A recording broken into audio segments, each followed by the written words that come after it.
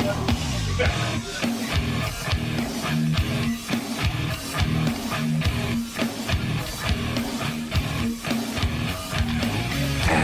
here we go. You really think you have a chance against us, Mr. Cowboy? Hey, motherfucker. What do you like to do? Oh, I don't know. Play chess. Screw. Well, let's play chess. They give off to Jonathan Taylor. Jump cutting his way. Close to the goal line. Yeah, He's in there. Touchdown.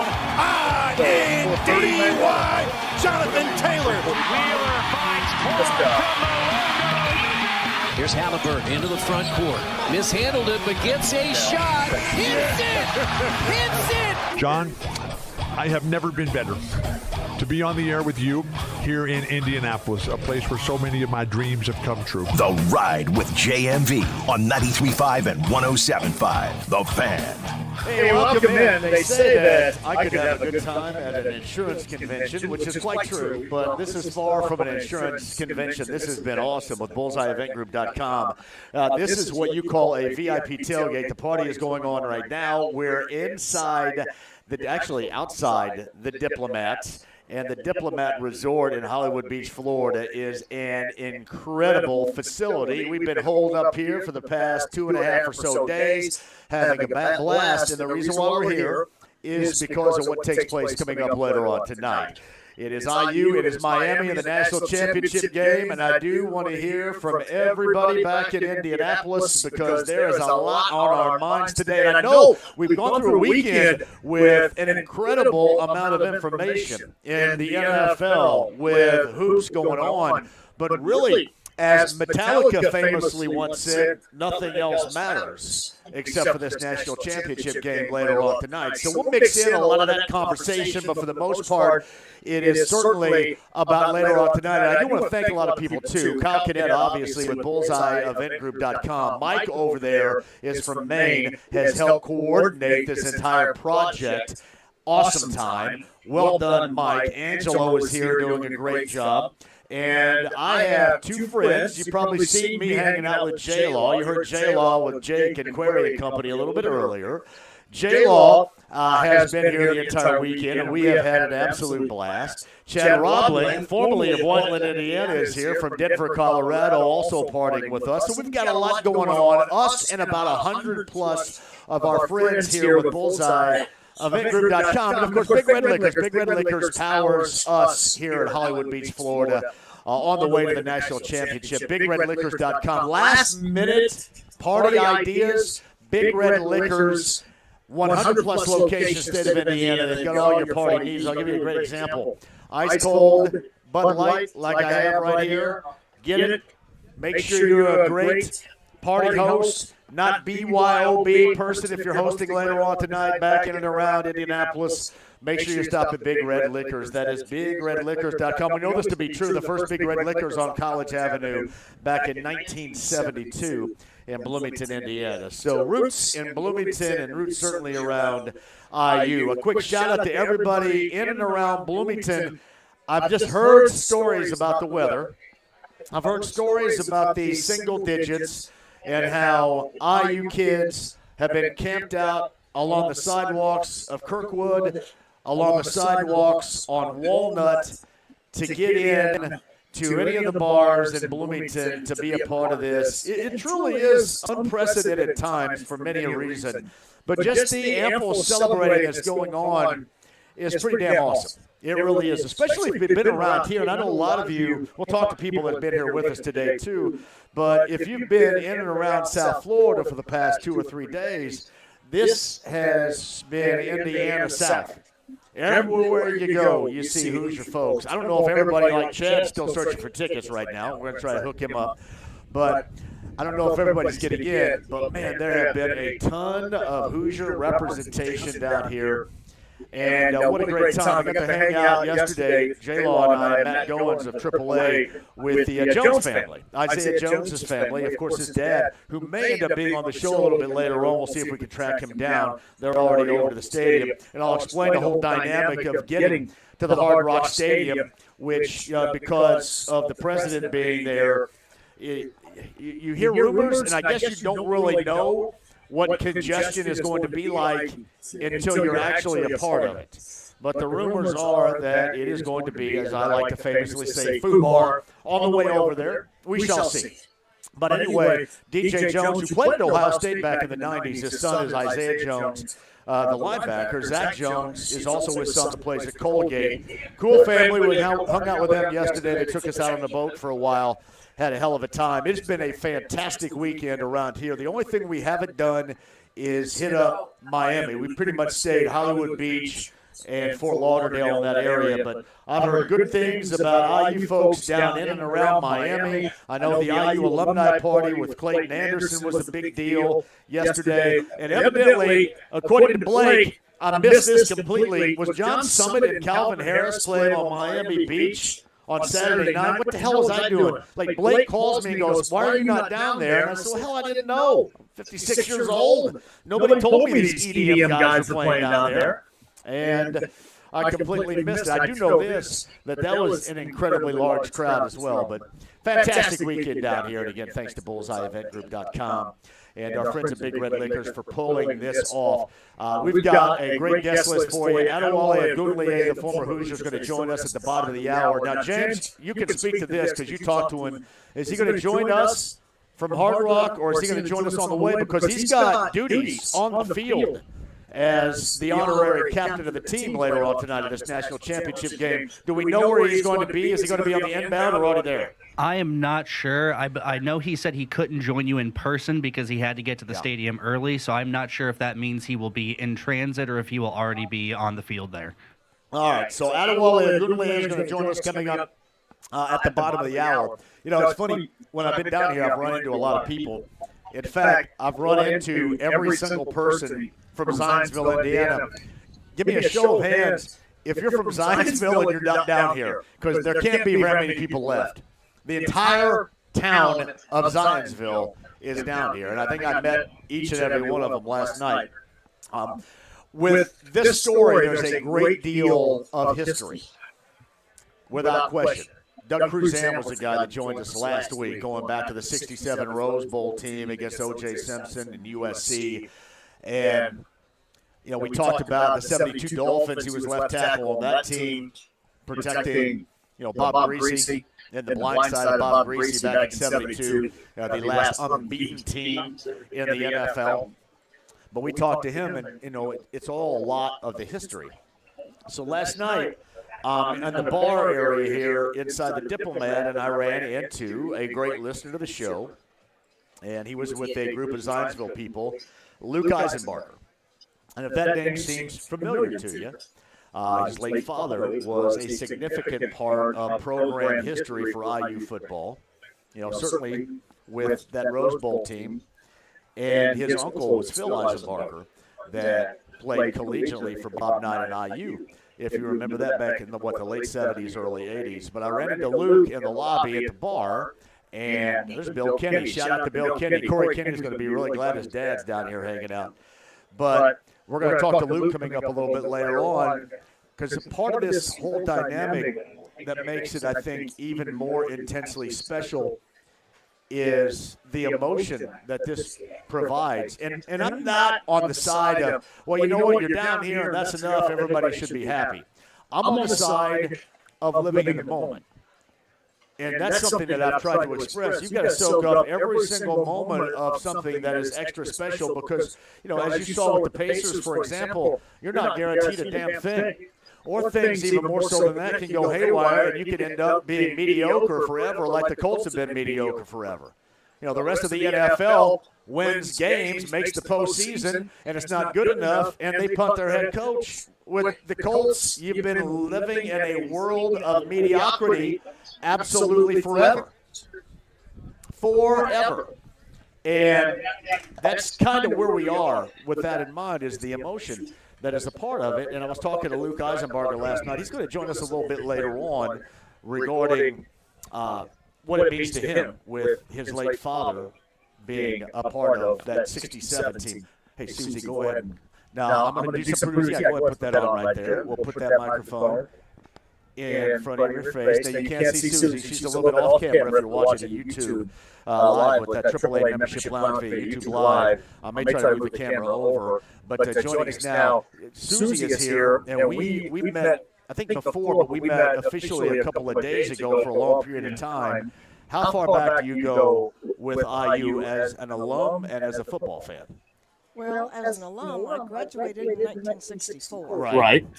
Right. Go ahead. And then I moved around the country. Yeah.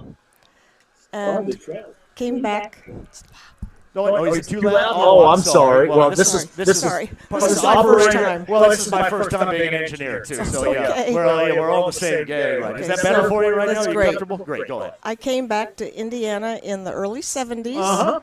And my husband and I happened to be on an IU football trip.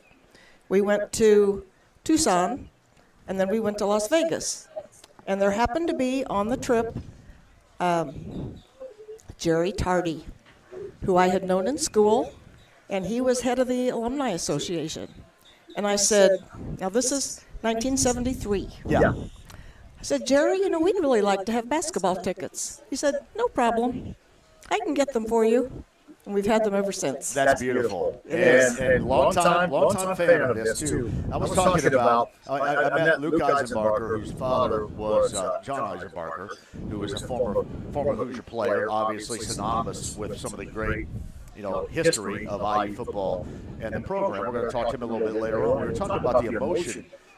As a longtime fan and alum, where does this hit home for you emotionally? Just even before you step foot in the stadium for this national championship game later on. I'll cry.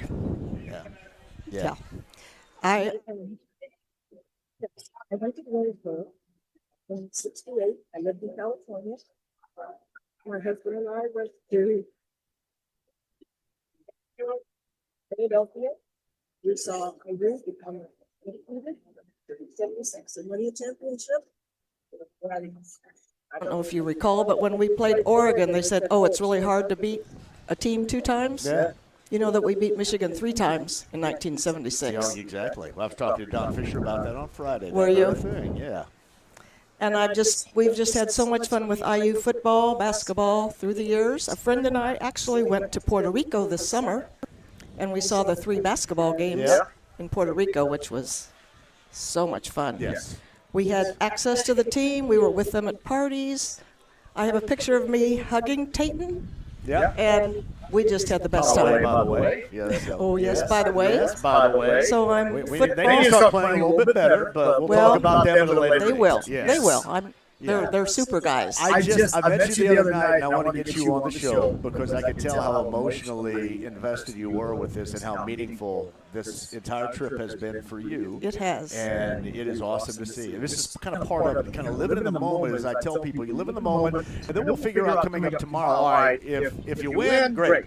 If you lose, all right, what went haywire? We'll live in that moment, too. Oh, but I'm very optimistic, and I'm here with my daughter. We celebrated her birthday last She's a night. sweetheart.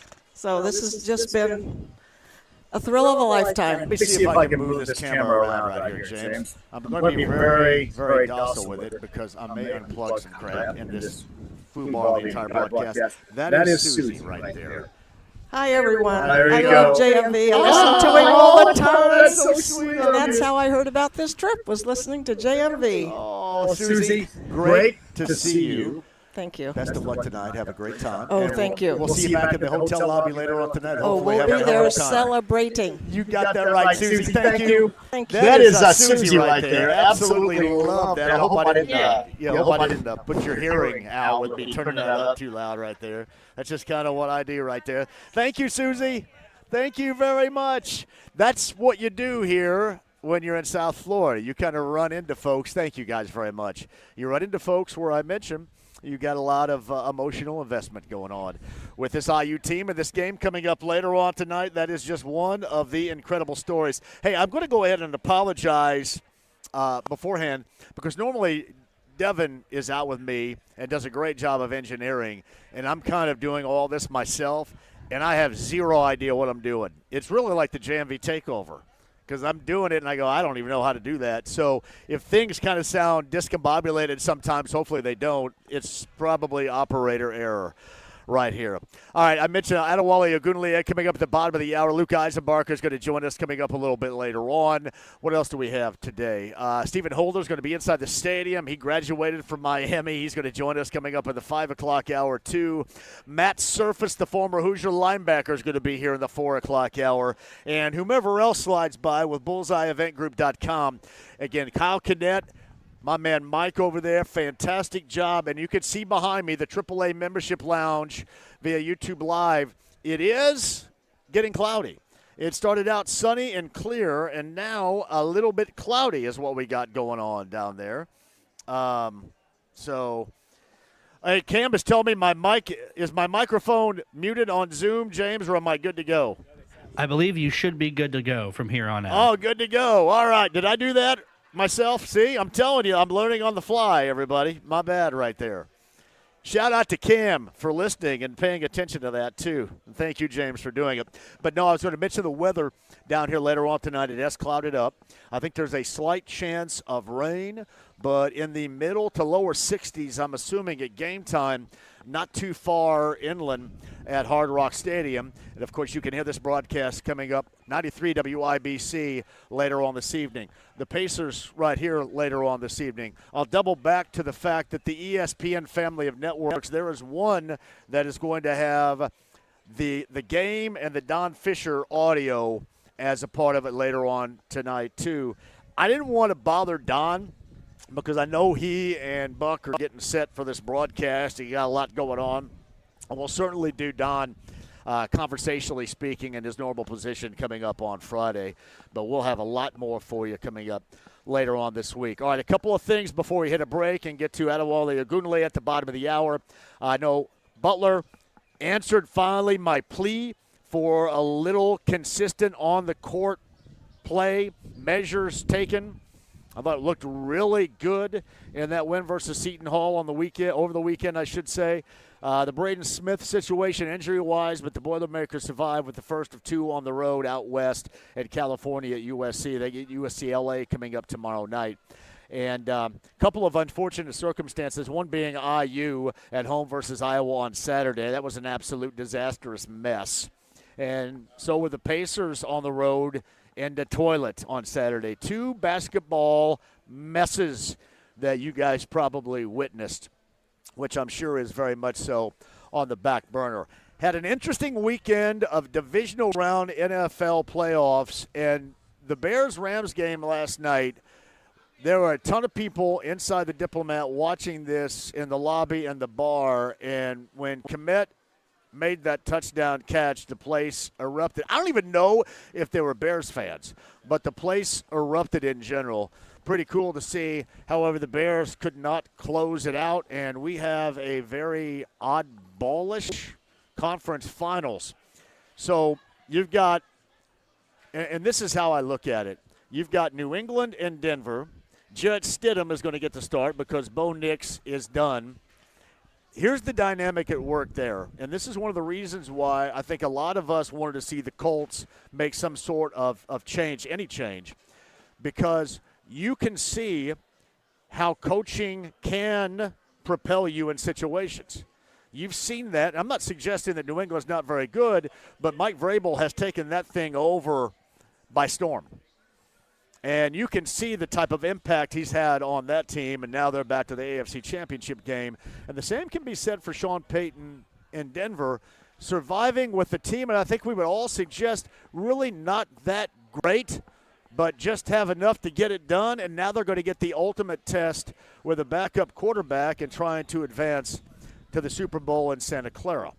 Meantime, you saw the Seahawks run roughshod in a fine fashion over the Niners, and then I mentioned the Rams last night as well in the NFC. I know my two picks, both San Francisco and Houston, down in flames. I think the only thing of note that comes out of this is I think Tennessee's still going to remain questionable in the South, and there are huge question marks now surrounding C.J. Stroud, the quarterback down in Houston, coming off of back-to-back awful performances, and certainly you saw that in New England. Just look at the two-game postseason turnover levels for the Texans quarterback, and now there are all of a sudden questions surrounding whether or not he is the guy or should be the guy down in Houston with that team. To me, they have zero choice but for him to be the guy. However, the questions are there. All right, enough of the NFL. Back to the college game coming up in a minute, 239-1070. If you guys have an opportunity to jump on board, we would love to have you. Back in Indianapolis, James is manning the phones. I'm going to go ahead and fire up the group text coming up in a minute at 317-239-1070 as well. That is the text line with last-minute comments and thoughts on this national championship matchup coming up later on tonight. All right, the guest list, Adawali Aunier, bottom of the hour. Matt Surface, former Hoosier, 4 o'clock hour. Luke Eisenbarger's father, last name says it all with IU sports in the past. Luke's going to join us later on in the show. Stephen Holder, who's going to be inside the Hard Rock, not the casino, but the stadium, coming up a little bit later on, too. And a lot from you at 239-1070. Again, that email address is jmv at 1075thefan.com. The AAA Membership Lounge via YouTube Live. My apologies for the dark silhouette of me, but you can see the cloudy skies. And behind me right now, you've got where I hung out the past couple of days in the Baywatch lifeguard shack right there. That's where I hang out, right there behind me. That is Hollywood Beach, and that's where we are. Hollywood Beach at the Diplomat with BullseyeEventGroup.com. We're powered by Big Red Liquors. Make sure that party you're having later on tonight for the title game, you make that stop at Big Red Liquors. 100-plus locations throughout the state of Indiana, one near you. It's BigRedLiquors.com. Big Red Liquors powering the JMV takeover down in South Florida. National championship conversation coming up. Adawali Aunier and a lot more. Don't go anywhere. The stream, the app, it's HD Radio. I hope you guys are staying warm back in Indianapolis. I know I'm complaining because it's like 65 here right now. I know the temperature back in Indy. Hope you guys are getting through it and getting prepared for what hopefully is a fun national title game later on tonight. Don't go anywhere. The AAA Membership Lounge via YouTube Live. You can see the silhouette and what's behind me on Hollywood Beach, Florida. It's 93.5 and 107.5 The Fan.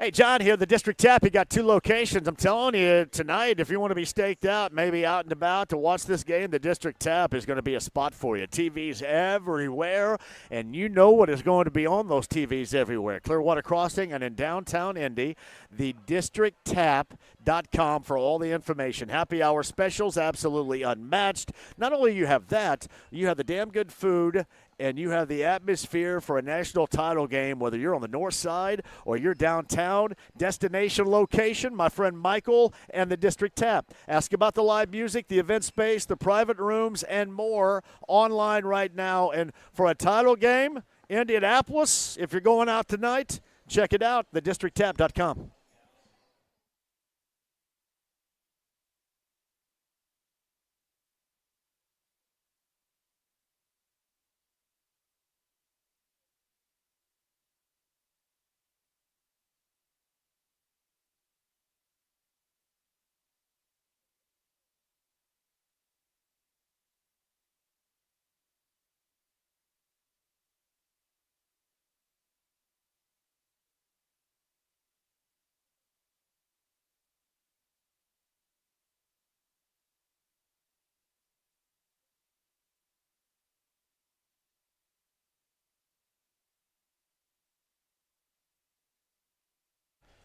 Hey, John here for the best Love Heating and Air Conditioning. That's John and Chris Love today for all of your needs. John and Chris Love, love-hvac.com. Hey, seriously, with the winter temperatures really taking hold right now, make sure you get a hold of Kendra and the gang at Love Heating and Air. Your system is working efficiently. You're warm and comfortable inside your home, and the efficiency is not getting compromised right now. Very important to make sure it's working. And if it's not, all you have to do is mention my name with Love Heating and Air, and they're going to give you $95 off the service fee for that repair. All you got to do is mention JMV. That's love-hvac.com today.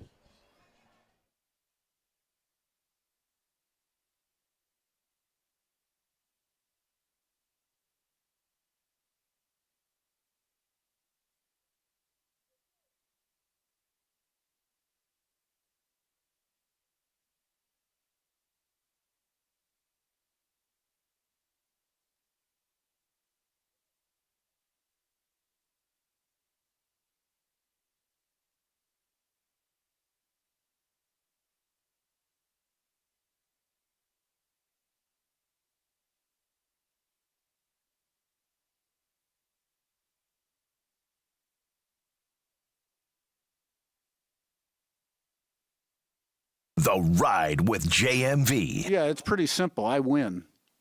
Google me. 93.5 and 107.5. The Fan. Here's Dante Moore ready to take the snap. Drops back, throws the football. Here we go! Intercepted! D'Angelo Ponds! Touchdown!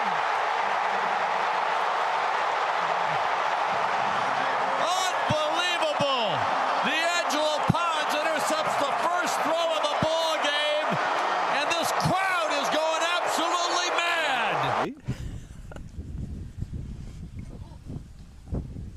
Hey, welcome back. Don Fischer, voice of the Hoosiers right there. We're at the Diplomat with Bullseye Eventgroup.com as we take you up close to the national title game. We're in South Florida along Hollywood Beach. If you see on the silhouette behind me, that is Sam from Brownsburg.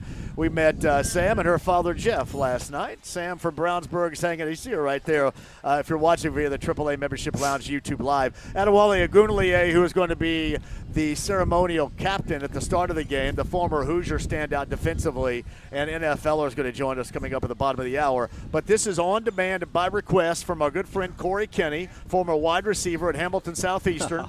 He caught a lot more balls in high school than I think Engelpuke did at Eastern Hancock High School, and then went to Franklin and played, and they didn't throw the ball, but he was a wide receiver, which is weird.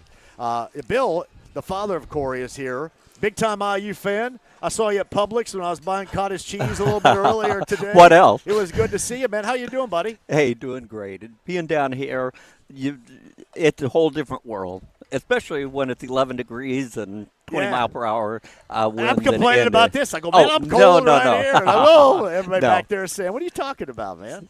So I tell you what, and we talked in the elevator just for a second, I expected that there would be, huge IU contingents here. Yeah. What I've seen going from South Beach back up to Hollywood, it has been every restaurant, every bar, every hotel. We're here en masse. So right. I'm looking, I was thinking originally maybe 55-45 with 55% being IU fans. I think it could be 60-40 to That's what I was thinking as well. And then it's kind of funny that the ticket people are the ones that are telling me what they believe it to be. And they're telling me that it was going to be larger than that. But I'm sure things probably, much like we've seen in the line. I think the line's now down to 7.5. It was 8.5. Things I'm not suggesting are evening out at all, but I think things are not going to be as, let's say, robust, right, Bill? Right. We once thought.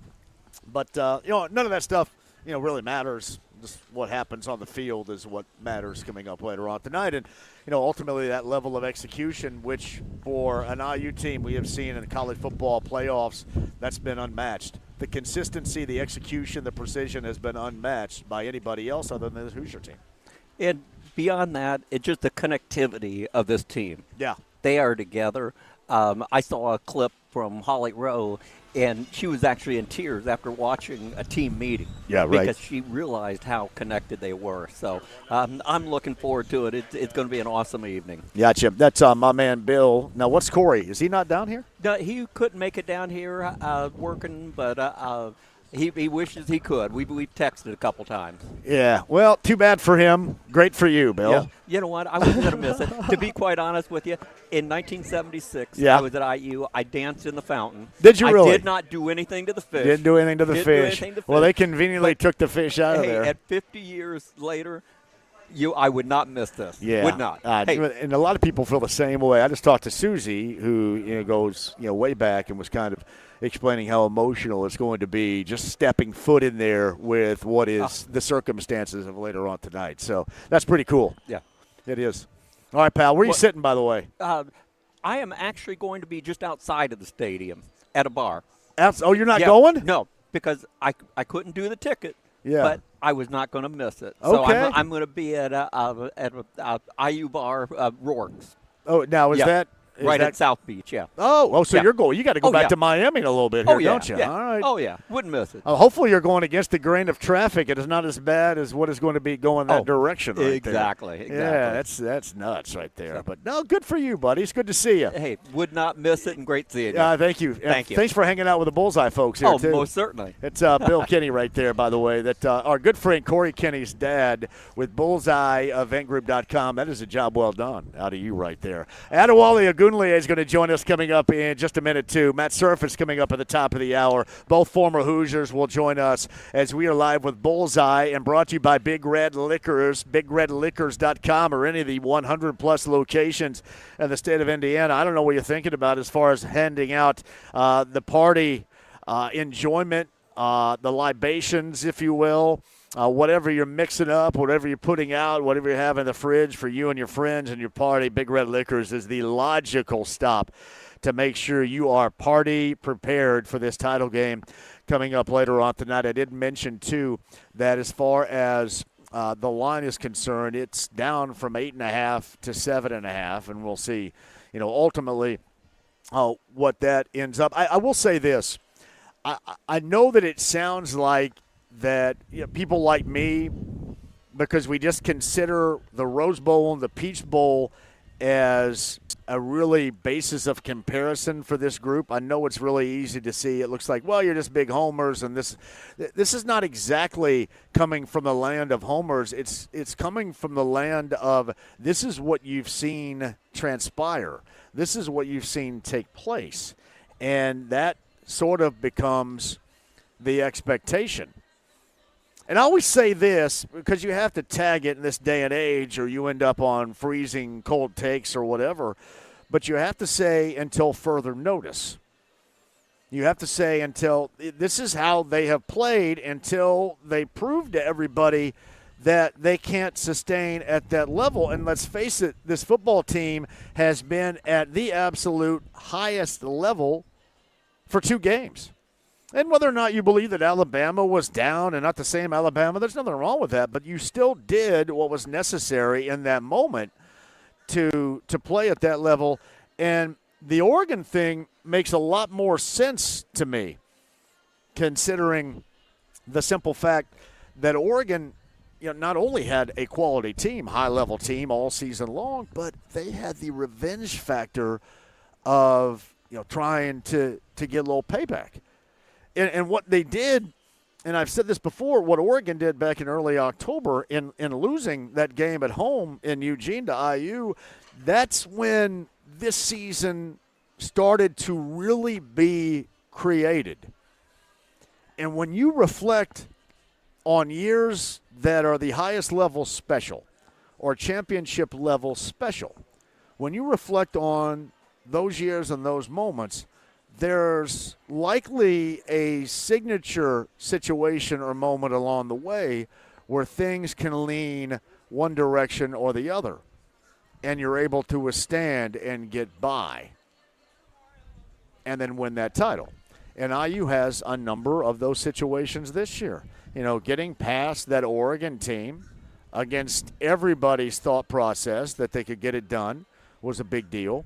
I go back to the Iowa game as well. I mean, you were down and, had to come from behind in Iowa City, win there. That was a moment for them without question. Penn State had a couple of moments, whether it's Charlie Becker on the sideline catch or Omar Cooper Jr. in the catch in the end zone.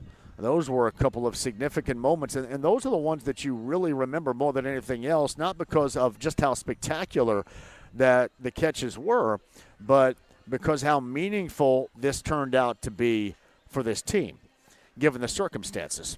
You look back at all these championship teams, and I mean any championship team, normally there is an occasion just like that where it could go either way, and then the whole bubble bursts as far as, the championship aspirations or what would lead to that championship season. So, it's a couple of different circumstances here. The other thing that I brought up a little bit earlier, and by the way, we're live on, I should say southern Florida, South Florida, but not quite South Beach, but Hollywood Beach is behind me right here with BullseyeEventGroup.com. Getting you set for the national championship game. Realize there's other stuff going on, and we'll get to the other stuff over the course of the afternoon. But a lot of guests are also coming on here, and we will talk them up as we get to them. But Bullseye brings me to you, and we're powered by Big Red Liquors at the Diplomat here in Hollywood Beach, Florida. I got to thank you all for joining us today. I know a lot of you have the day off, if you will, but hopefully you're watching via the AAA Membership Lounge, via YouTube Live. I did want to give a shout-out to Matt Goins, the president of AAA. We hung out a lot with Matt yesterday and had an outstanding time in and around the Hollywood and Fort Lauderdale area with Matt. But the AAA Membership Lounge via YouTube Live is wide open. You kind of see a silhouette of me, and then the background goes to the Atlantic Ocean and Hollywood Beach, and then Sam from Brownsburg is behind me right here as well. So it is an awesome occasion, and it is an absolute pleasure to be here and, bring you a little bit, if you didn't make the trip down here, a little bit of the atmosphere of what is going down here in South Florida, getting set for the national championship game. But the other point that I wanted to make was about living in the moment. Is we were all talking about this last night at the table, at the bar after the Bears and Rams game in the postseason up in Chicago. But we're talking about, living in the moment. The moment doesn't mean that you're not going to be disappointed, for example, if IU doesn't win later on tonight. And the reason that is you have experience with, thinking this can go further. Well, they always have next year, and look what they're doing, the transfer portal, and all this looks good. But you have to master that moment, and then you can think about this other stuff when it's time to think about that other stuff. Because the one thing that you understand as a local fan around here, you're not promised anything. You're not promised anything after an incredible Pacer run in the postseason all the way through Game 7 of the NBA Finals. And, Pacers play later on tonight. You kind of see the situation they're in right now. And while I think you understand there's a light at the end of the tunnel, and you view this as a gap season, it doesn't make you feel any better about it. But nobody's feeling too good about it. It was like the Detroit game on Saturday, there was really nothing redeemable about that. It was just a complete ass whipping. So it's okay to live in the moment and go, wow, this feels great to be here. But ultimately, you are going to have to break down just exactly what goes on in the game. But as I mentioned, that is coming up more for tomorrow. Whether or not IU is still capable of producing and executing at that level. Whether or not Miami can stay away from turnovers. If Miami's big-name guys, Malachi Toney, guys like that, if they're able to make plays, because to me, that's how Miami finds a path to win in two ways. Their dudes make plays, and I say this about the NFL. I say this about really all forms, but when you have dudes on your team, these are the moments where you need your guys to come through at a high level, whether you're talking about Toney or Bain, or certainly Carson Beck, the quarterback. Bear in mind that Miami fans were not happy with him at all until he scored that game-winning touchdown against Ole Miss.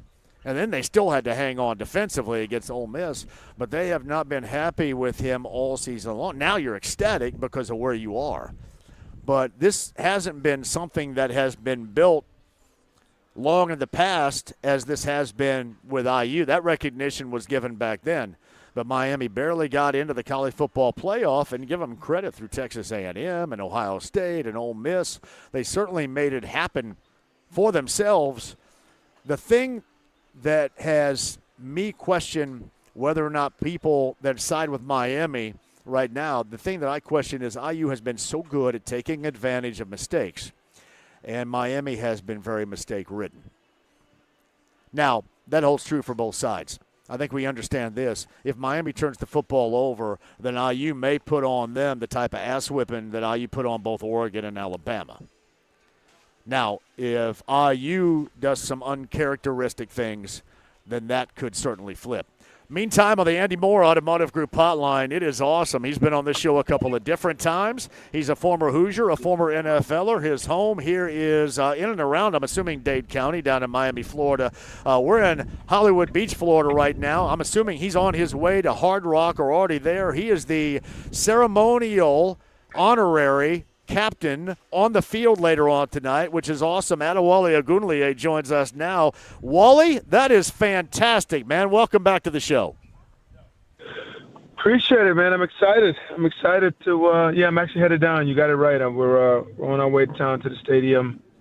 Hopefully it won't get too crazy from a traffic standpoint, but yeah, man, I'm excited. I get to leave the Diplomat here at about 6:15, so I may arrive at the stadium around Wednesday. What do you think? Yeah, that think I'll sounds get there by about Wednesday? Right. I think so, especially with POTUS in town. It's going to be crazy. Oh man, it is something. Hey, when you learn that you're going to be a part of this and an honorary captain, how'd that make you feel? What was that moment like for you when you learned that? You know what? Actually, the whole ride, like I've been telling you, man. I've been a part of this since '95. So it wasn't a surprise. It was more of surreal, right? I'm just like, I can't believe we're even in this position. I would have paid any amount of money just to be in the stadium, right? So we're happy, we're excited, but at the end of the day, man, we've been on this journey with Indiana for a long time.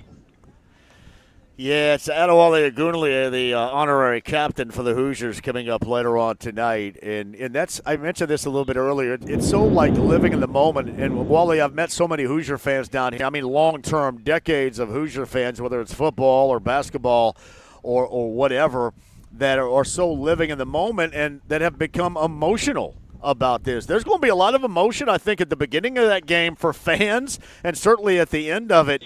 Some unprecedented stuff I think we're all going to be witness to coming up later on tonight, which makes it even more special. Listen, I definitely hear you, but, from the words of our great coach, Signetti, we don't got time for all that emotional stuff. Like, let's go. We got one more job to do. We've got to find a way to get this W, and then afterwards we'll all enjoy the confetti together. Yeah, that's it, man. It really is. Adawali Aunier joins us. I know you don't have a lot of time here and you got a lot of stuff on your mind, but I did want to get your breakdown of the game. You're posted up down here in South Florida. You know all about this. This Hurricane team's got some dudes on it, and the dudes are going to have to perform. How do you size up the matchup coming up at 7:30 over there later on tonight? Yeah, listen, I think, I listened to a little bit of the show before I jumped on. You were spot on. It's keys to the game. You've got to play well. You can't turn the ball over. More importantly, sometimes these type of games, special teams plays a bigger part than you would think.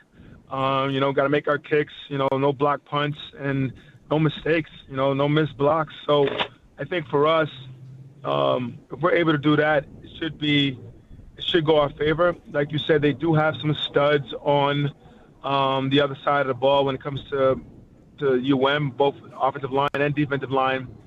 But if we're being honest, like, we've played studs. Like, I watched the Oregon O-line last week, and I said, wow, this O-line is huge compared to our D-line, and we played well. I think you can't overemphasize the experience and the team mentality that Indiana has. And I'll take a team that plays well over a few individuals any day. Adawali Aunier, he is the honorary captain later on tonight. Congratulations on that. Congratulations on this moment, and thank you so much for being a part of this show so many times. We'll probably track you down one more time, regardless of the circumstances here, relatively soon. But, man, it's great to have you on. Great perspective, even better dude, and have a great time at the game tonight. Absolutely, man, and I'm so happy about this. The state of Indiana, Hoosier Nation, this is something we should all be excited about and proud about. This took a long time to get here, and I think these next couple hours we're going to be pretty proud of our accomplishments. So I'm super happy, and go IU. Never daunted. Thank you, buddy. Adawali Aunier right there on the Andy Moore Automotive Group hotline, the honorary captain of this national championship game for the Hoosiers later on tonight. Well done, James. That was awesome. Wally is, as you can tell, a tremendous dude. Adawali Aunier, podcast 1075thefan.com. We're brought to you by Big Red Liquors. They power us in South Florida, Hollywood Beach, Florida, with BullseyeEventGroup.com. As I think they're going to get ready to hit the bus here a little bit.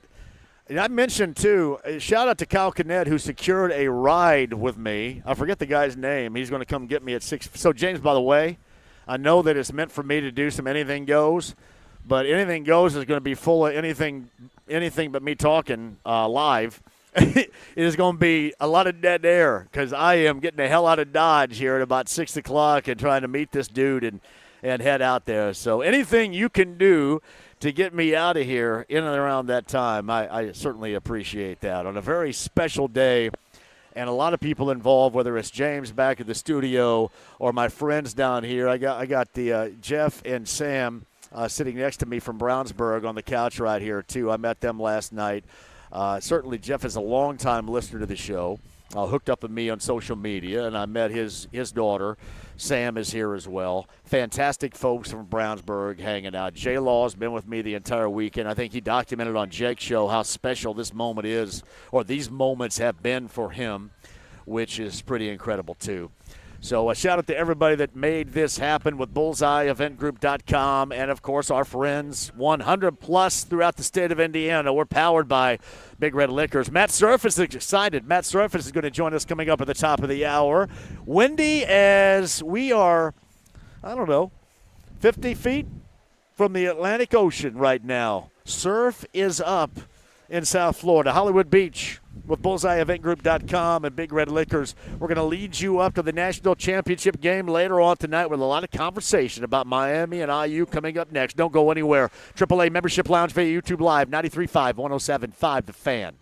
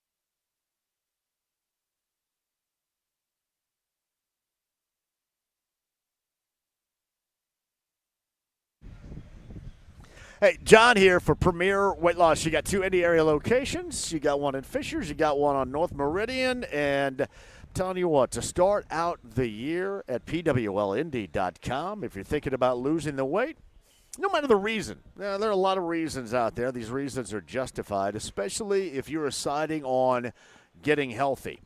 You know, if you've kind of thought, the blood pressure situation, there are things that you're going to measure like visceral fat and otherwise that are incredibly important too as far as getting your health to where it needs to be. And Premier Weight Loss can help. They have helped me. They will help you. That is Thomas and Sam and Lauren and the gang at Premier Weight Loss. Get started right now by telling them that I sent you. That's PWLindy.com. Hey, don't forget to ask about the electronic toning mechanism that can be utilized right now, too. Believe me, I've done it. It works. It's all a part of the experience at Premier Weight Loss. So get started on your weight loss journey today. That's PWLindy.com. Remember, tell them I sent you. PWLindy.com.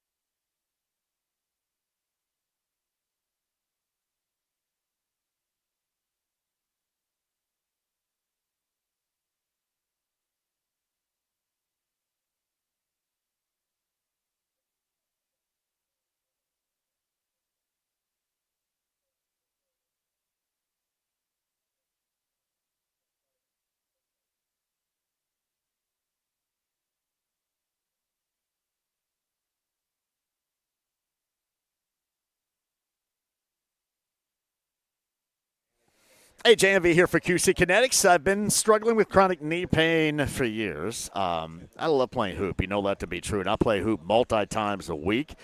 And no matter what age you are, really, this can be a factor. But certainly when you're 56, it's been a significant factor for me. So years ago, I got that consultation set up with QC Kinetics. I'm glad I did because they use innovative treatments using my body's own biologics to get rid of the pain. 317-559-PAIN. Call it today, 317-559-PAIN. That free, no-obligation consultation, and let QC Kinetics see if you qualify for the therapies that they offer to successfully become pain-free. QC Kinetics, they do this, which is incredible. Regenerative therapies that include PRP, plasma, and stem cells. Pain-free in the knee right now thanks to QC Kinetics. Hoops 4 and 5 days a week at 56. Even the younger generation struggles to keep up with me thanks to QC Kinetics. You can get the same type of results. See if you qualify to get rid of your joint pain today with QC Kinetics. Call QC Kinetics, 317-559-PAIN. Tell them I sent you, 317-559-PAIN today.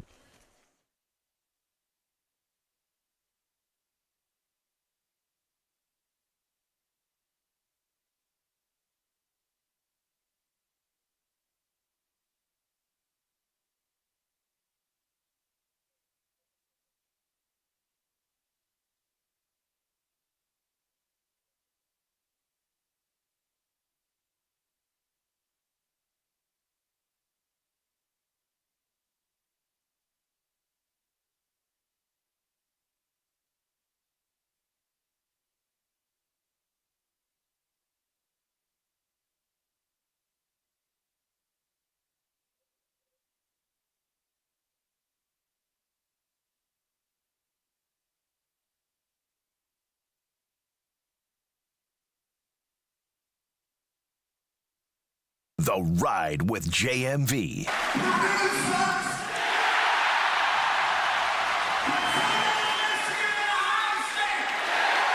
.93.5 and 107.5. The Fan. Hey, welcome back. We're in Hollywood, Florida, Hollywood Beach, Florida, bullseyeeventgroup.com. Powered by Big Red Liquors. I think Matt Surface got called away for a moment. We'll see if we can't work him back in a little bit later on. I mentioned Luke Eisenbarker is going to join us coming up, too. Stephen Holder is going to be inside Hard Rock a little bit later on. And I don't know, whomever else stops by, we're going to talk to him as we are live in South Florida. Again, powered by Big Red Liquors at the Diplomat, getting you set for the national championship game. And depending upon what you're a fan of, not so much split because this is all that matters for IU folks right now, but the IU basketball team was absolutely dreadful on Saturday. Dreadful. I know that doesn't matter to you right now, but that was notoriously a blank show. Butler got back on track. That was a good thing, and I've been wanting that for a while. Finally got a little bit of something for it. Boilermakers get by. That's what you got to do when you go out west. Braden Smith's situation we follow. Get UCLA coming up tomorrow night. And the Pacers on Saturday night were an absolute disaster, too. So consider yourself updated on those. And obviously the NFL divisional round. Sean McDermott can today. I don't know how many times. What time? 3 times wild card, couple in division, maybe a couple AFC title games. I don't know if I have all those facts and figures accurately. But there's a lot of good stuff there, and Buffalo feels the need because they can never get over the hump to the Super Bowl with Josh Allen to make a change, and they did that at head coach. Some teams are more proactive than others when things don't go right, and some judge themselves at a much higher level than others too. One of these days, just maybe the team in and around Indy can get back to wanting it like others do want it. Whether you call it a snap judgment or an inaccurate decision, teams are doing it. Teams that are in better position than the ones that you financially invest yourself in every season. Something to watch. And now you've got a market full of coaches, and a lot of you are saying, wow, maybe we should be doing that. I'll tell you what, Bill, your son Corey is going to join me on the other side. I see Corey is on hold. Corey, sit tight. We'll come back to you coming up next. We've got Luke Eisenbarger is going to join us, too. Hopefully Matt Service can work back in over the course of the show. Stephen Holder also coming up. If you missed Adawali Aunier, he was here as well. It is windy. It is cloudy. And it is around 65 degrees as we are beachfront. Hollywood Beach, Florida. BullseyeEventGroup.com, powered by Big Red Liquors. Big Red Liquors, your championship game party HQ. BigRedLiquors.com for that location nearest you. Listen, friends, you know the drill with Big Red Liquors. Don't go anywhere. Hour 2 straight ahead. Live from South Florida. Stream the app, AAA Membership Lounge via YouTube Live at 93.5 and 107.5 The Fan.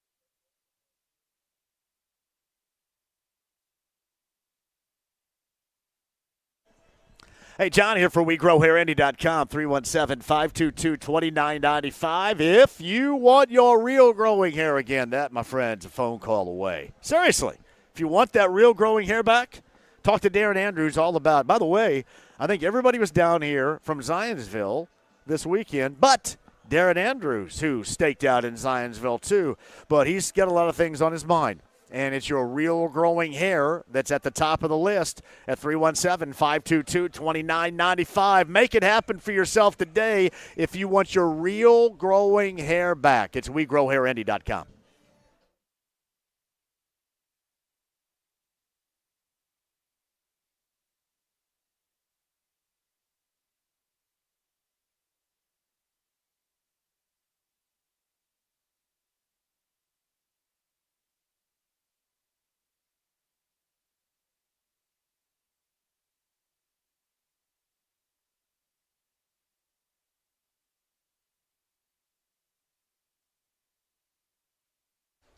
Hey, John here for Premier Weight Loss. You got 2 locations, Fisher's North Side, Meridian location 2, PWLND.com. If you're ready to lose that weight, now is the time to start 2026.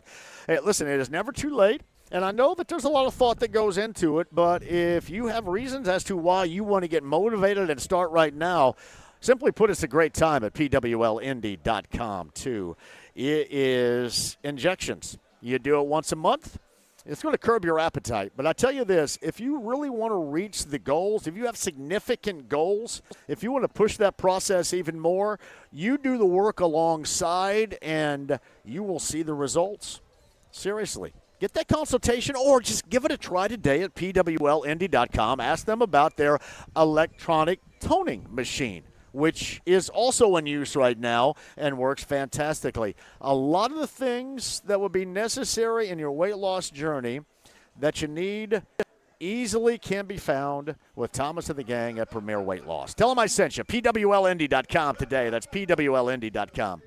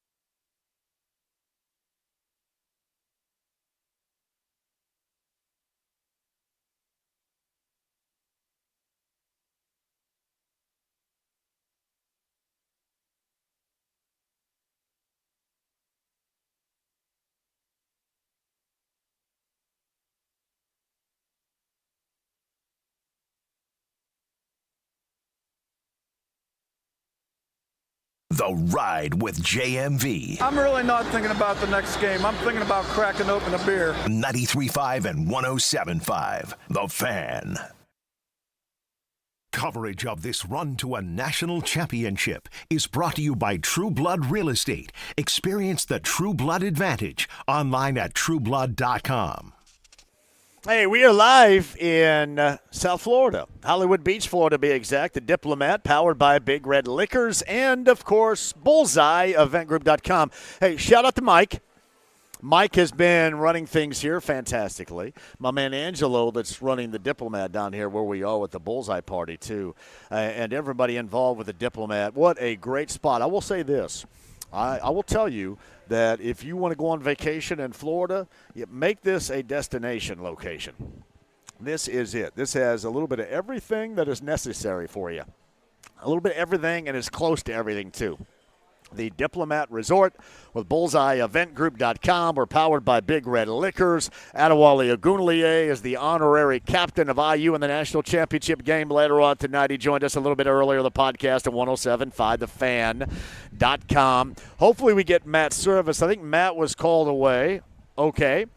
Hopefully we get him a little bit later on because I do want to get his perspective as not just a former IU player, but somebody that has been riding along with this process, even on the radio for a long period of time.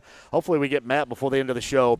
And Stephen Holder is going to join us coming up a little bit later on. I will remind tomorrow my flight's not out of here until a little bit after noon, so it will be Greg Rakestraw in for tomorrow. I don't think I'm going to get back nearly in time to do the show, so Greg Rakestraw is going to be in for me tomorrow. I may try to get DJ Jones on here if he is not busy out at the stadium right now. That's the father of Isaiah Jones and the former Ohio State tight end that I spent a lot of time with over the weekend, he and the family. And we try to get DJ actually was on the show before the Ohio State IU Big Ten title game. Going back to December when we were at Tiebreakers on Mass Ave, and we're going to try to get DJ on the show before the end of the show as well. So we'll see what happens at some point. This may or may not fall together, but that's what you do when you're on location like this. It is a fun time in South Florida, to say the least. Meantime, on the Andy Moore Automotive Group hotline, one of the most enjoyable things about this weekend was meeting so many of you down here and making so many new friends. And I met a group last night, and along with that group was a dude named Luke Eisenbarger. Luke Eisenbarger, you can tell by the last name that it has a sports historical significance with both IU football, in his case, and basketball as well with his uncle. And Luke joins us now because Luke is a part of those that have a great deal of emotion involved in every step this team has taken, certainly in the college football playoff. And Luke joins us on the Andy Moore Automotive Group hotline. Good afternoon to you, Luke. How are you, brother? I am great, JMV. Thanks for having me on. I appreciate it. You got it, pal. It was great to meet you. And now you were with the Zionsville crew last night, right? Is that who you were with? Yeah, you got it. Yep. A bunch of Zionsville folks and Carmel folks. Great setup, by the way. I agree. Everything you said. Diplomat's the place to be. I was floored. I thought everybody in Zionsville, Luke, was inside the Diplomat last night. It was like everybody. It was like who's who of Zionsville was there. That's right. Absolutely.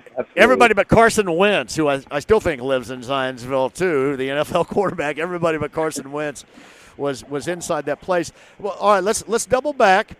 Let's make sure everybody understands. I explained your history a little bit earlier, but coming from you will sound better. Certainly your history as an IU dude and an IU sports fan, in particular football, and the significance that this run has for you. You know, it's truly been a magical run, not just for me, but for Hoosier Nation in a whole. And everybody's got a different story, a different journey. For me, it's obviously special having a tie to the original Rose Bowl team. I mean, it's hard not to get emotional talking about it. My dad was on the 67 Rose Bowl team. Sorry. And it's been special for a lot of his old teammates. And really, you know, I'd say, JMV, the coolest thing is it's really brought everyone together, young and old, sharing, what it meant to those back then when they got to experience what we're experiencing now, and it's kind of full circle. So it's been really cool to listen and hear everybody's perspective and stories. I was at the Rose Bowl with my wife, Christine, and, I'm wearing my dad's jersey and the name's on the back, and I had all kinds of people come up to me, tell me they were in the band or they were a cheerleader or they were 10 years old and, what it meant to them and their family. And it's just been such a magical, special experience. Even personally, my dad's number was 17. We happened to be sitting in section 17 at the Rose Bowl, and it's been truly special. I mean, what a ride. You can't write this. It's like Signetti said, it'll make one hell of a movie. Yeah, Luke Eisenbarger joins us. He's on the Andy Moore Automotive Group hotline, and one of the reasons why we were talking to this last night, and I could tell you were getting emotional just in our back and forth conversation we're having amongst friends in the lobby here. But this does create a great deal of emotion for you because it's been a year and a half or so since you lost your father, correct? Yeah. My dad passed away about 4 months before the start of last season. So his 67-68 team was the best IU football team until last season.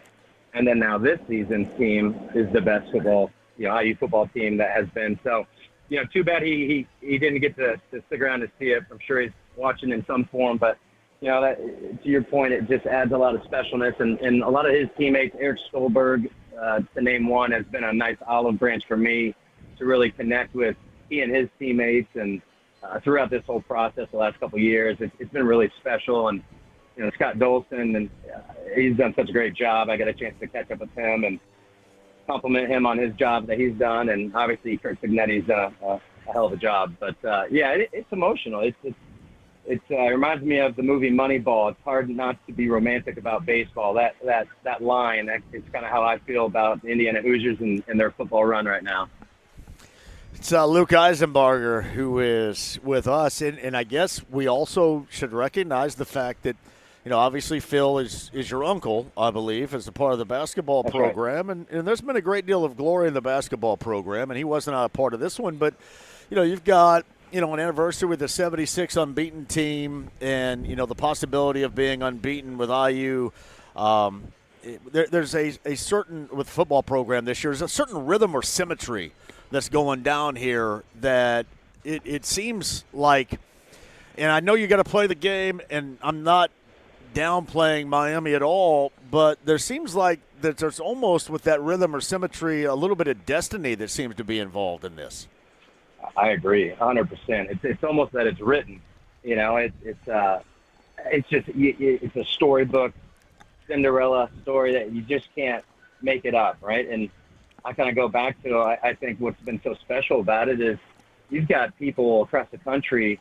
I mean, it's the people's champ, Hoosiers that haven't seen each other for 20 years, 30 years, 50 years, whatever it may be, all coming together, each stop along the way, from really the Big Ten championship to the Rose Bowl and then Atlanta and then now. And it's been really impressive and cool to see the Hoosier fan base really support and come out for it. I mean, we're here, and I'm hoping that this game, I hope that we're 60-40 and bringing the juice in the building. Yeah, it's going to be something. Now, are you already out there? I'm here. Yep, we're here. We're out here tailgating. We're in the bus lot, and there's a lot of cream and crimson everywhere. I mentioned this to Adawali Aunier, who's the honorary captain on the field later on today when he was on earlier. I don't get out of here until probably 6:15, so I may get there about Wednesday. What do you think? Someone's got to get you a helicopter, dude. Just bring you on over. Just drop me out or something like that. A bungee cord. Yeah, it's probably going to take.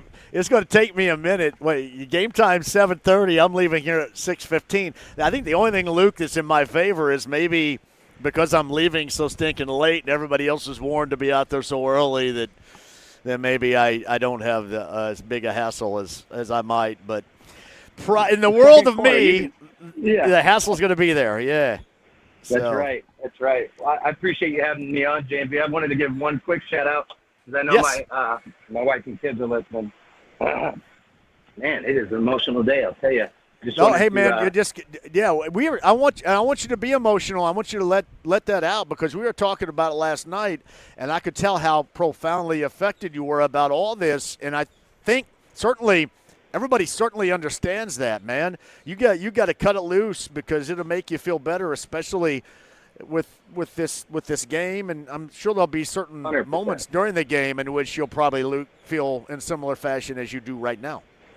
Absolutely. Well, my wife, Christine, and my kids, Ollie and Lily. Sorry. I love you. They're listening right now. Go Hoosiers. Let's get it. Luke, it is an absolute pleasure to meet you last night. Now, also tell them likewise. If IU wins, we'll probably come back here later on tonight and have a little bit of fun. I'd imagine, right? Absolutely. I'm ready for it. Yeah, just as long as I don't miss my flight or anything like that in the morning, which has happened. But, hey, pleasure to meet all of you guys, especially I know that I don't think you live in Zionsville, but certainly you were with a group from Zionsville last night. Just great folks, and it was fantastic to hang with you. No, we had a blast. Likewise. Appreciate you giving me the opportunity to share my experiences, and let's go Hoosiers. You got it. Luke, thank you very much. Enjoy the game later on tonight. That is Luke Eisenbarger right there. John, his late father, passed away back in March of 2024. And his uncle's Phil Eisenbarger, just a name synonymous with historical IU athletics. In this case, in football and in basketball. And we met last night, had a long conversation, and I thought, man, I'm going to have you on today. It's kind of like talking to Susie a little bit earlier, too, somebody that's been an alum, going back all the way to the early 70s, and the impact that this is having on them. And that's also a part of the story. Like, I enjoy talking to the former Hoosier athletes, the Adawali Auniers, the Matt Surfaces, the Babe Laughenbergs, and like breaking down the game in general. But I think this is what is most profound is just, how the feeling these longtime fans, and especially those like Luke, that has a very special association with football, given his father and his father no longer being here. It was a really cool conversation we had last night with Luke Eisenbarger, and just had that now. Podcast at 1075thefan.com. I don't know the latest on Matt Surface. He was called into a meeting. James, we can still try to do that if you want to a little bit later on and probably try to maneuver that in. If not, that's okay. I will tell you this. We have room if you guys want to chime in with last-moment opportunities at 239-1070 to talk up this game. I know a lot of you, too, have been impacted by this because you're longtime IU football fans, and a lot of you in and around Indianapolis, around central Indiana, didn't make the trip down here. It's funny. I look back on this, and Jake and I were talking about this off the air a little bit earlier today. Had it not been for Bullseye, I probably don't come either. Because you know me, I don't really like to move too much. And the one thing, I've had a great time, but the one thing that I struggle with is I'm very Rain Man-ish in terms of my daily routine. And my daily routine has been impacted big time in the past. Well, really, my entire day routine. Because then you just kind of wind me up and turn me loose down here. It's been incredible. It really has. And if there's one thing that I can tell you, if there's an event or, a ticket and you want to turn it into an event, Kyle Kinnett at bullseyeeventgroup.com, that's where you go. Because this has been incredible. And still will be, as the crown jewel of this entire trip takes place coming up a little bit later on tonight. 7:30, 93 WIBC. That is IU and Miami. We're powered by Big Red Liquors at 239-1070. Look who is here. I just talked to his dad a moment ago because I saw his dad in Publix down here on A1A a little bit earlier. My man Corey Kinney, a former standout wide receiver at Hamilton Southeastern, now doing a whole lot of nothing in his career. Well done, brother. How are you? Corey, are you there? Oh, hey, you got Corey, me? Yeah, I got you now. I think you're talking into oblivion right there, man. Did you have me on mute? Yeah, I was. Your dad is going to be upset about that. You don't put this show on mute, my brother. What the hell? Come on now. I was not on mute. I didn't hear the ding, and it finally went off, and I was on. Well, we lost the effect that lead-in regarding your existence right now was going to bring. Is Billy still there? I don't know. I have not seen him for a minute. He came over and asked me if I needed a ride to the stadium, and I forget this dude's name that's taking me, but some guy's going to take me out there at about 6:15. And like I've said a little bit earlier, I'll get there about Wednesday probably. So we'll try. We're trying. Honest.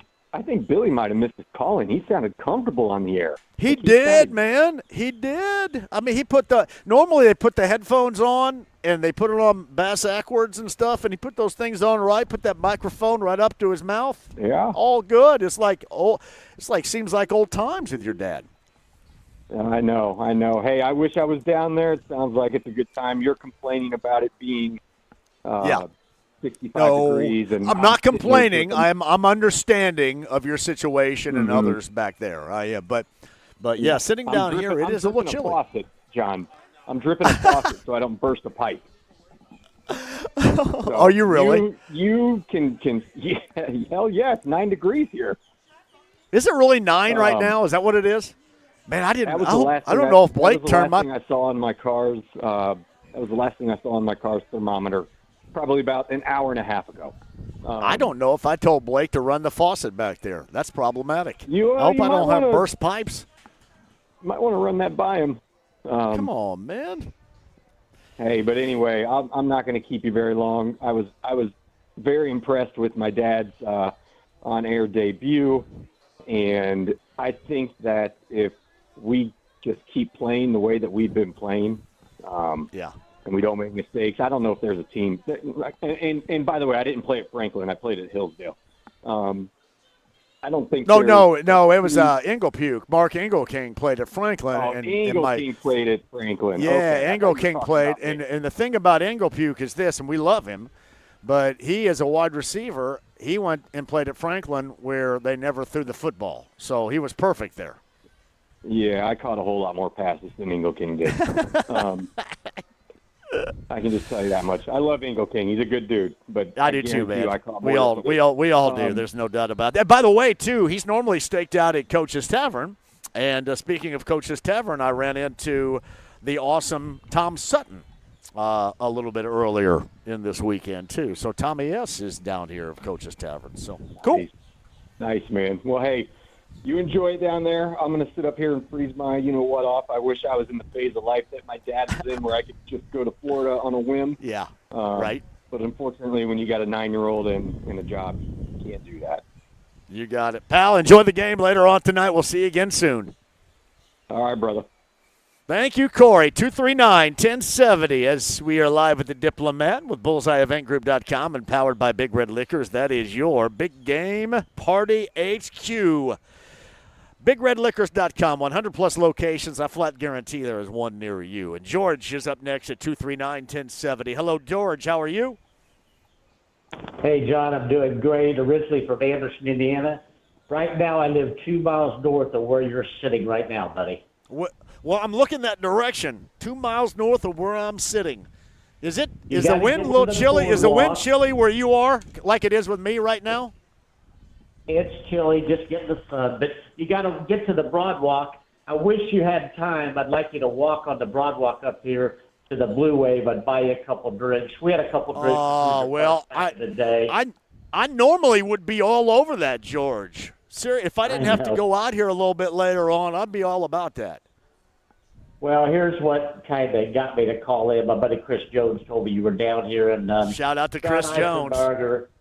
Yeah, John Eisenberger and I have had a few beers back in the day. Had to see him passing before this. And I was at the 68 Rose Bowl. I know everybody can say that, but I was 10 years old. My mom and dad took me. We went to every game that year, and I'm so excited that they're down here and hopefully going to bring home the whole championship. Unbelievable, huh, John? Hey, George, give Chris, he just actually texted me, give him a shout-out. For those that may not know Chris Jones, the former owner of Tire Barn and all the locations in central Indiana, and better known for being a fantastic dude is our good friend Chris Jones. George, I'm glad you felt compelled to call and drop that name. That's awesome. And JMV, you will make it there, buddy. I've been to a couple of Duke games there. My grandson plays for Duke in Miami.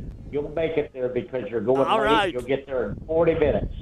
My brother, I appreciate you. Hey, Sam, hold on one second. Can you grab those for me right there? Sorry about that. I'm telling Sam to grab some glasses. Just blew off the table. Thank you, Sam, right there. George, fantastic to talk with you. Enjoy the game later on tonight. Next time we're down, we're going to have those cocktails. Okay, pal?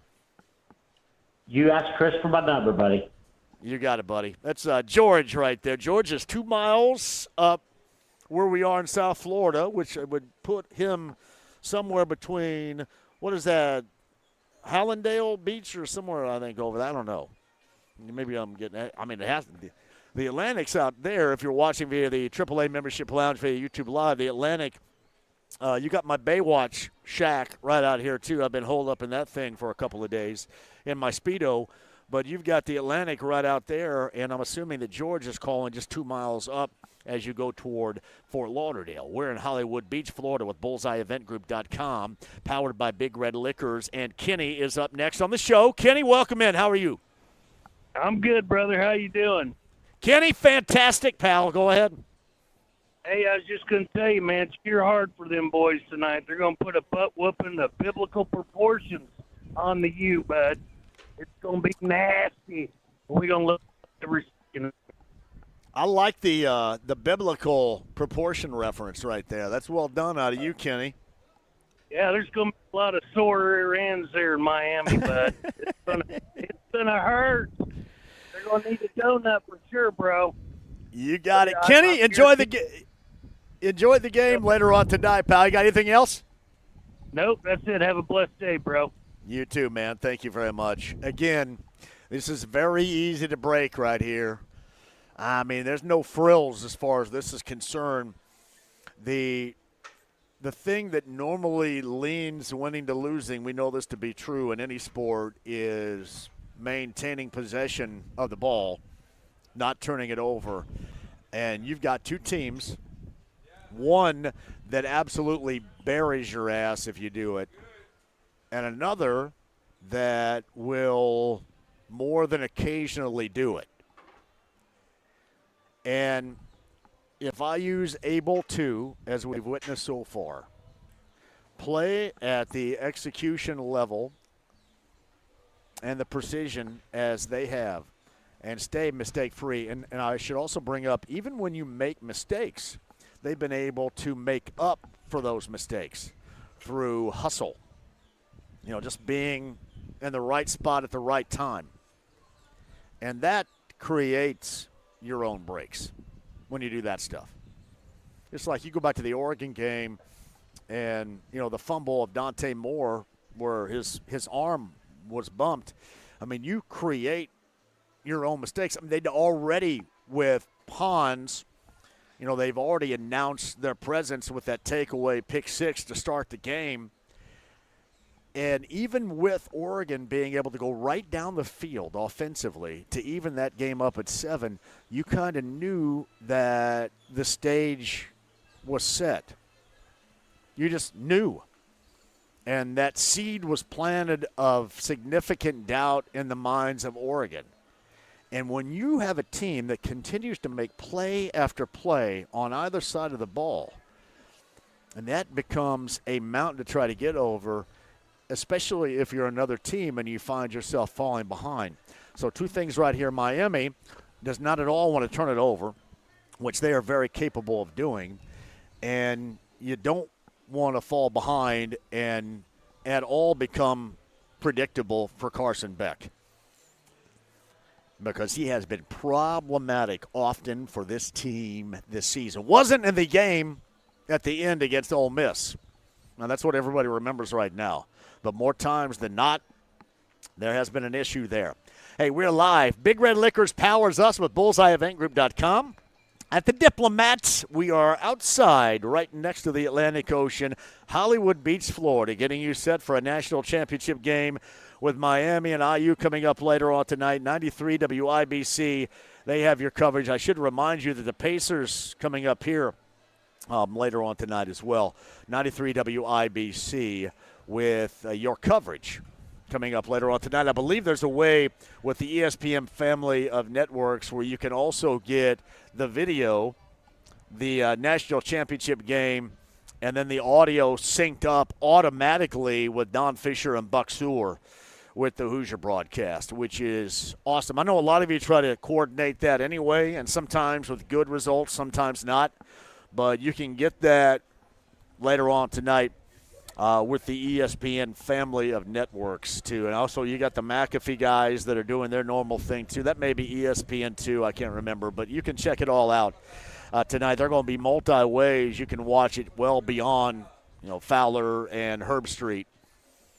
So you got that going for you later on this evening as well. Hey, quick break. We shall return. Stephen Holder's going to join us. There's a bird literally 3 feet away from me right now, James. Wildlife, abundant wildlife right here. We're at the Diplomat Resort, BullseyeEventGroup.com, and Kyle Kinnett put together a humdinger of a package down here, too. So many of you took advantage of it. It's been fantastic to meet you. Powered by Big Red Liquors. Big Red Liquors. It is your Big Game Party HQ. Headquarters with 100-plus locations and one near you. BigRedLiquors.com. AAA Membership Lounge via YouTube Live. Stream the app, HD Radio. Don't go anywhere. Back with you next. 93.5, 107.5 The Fan.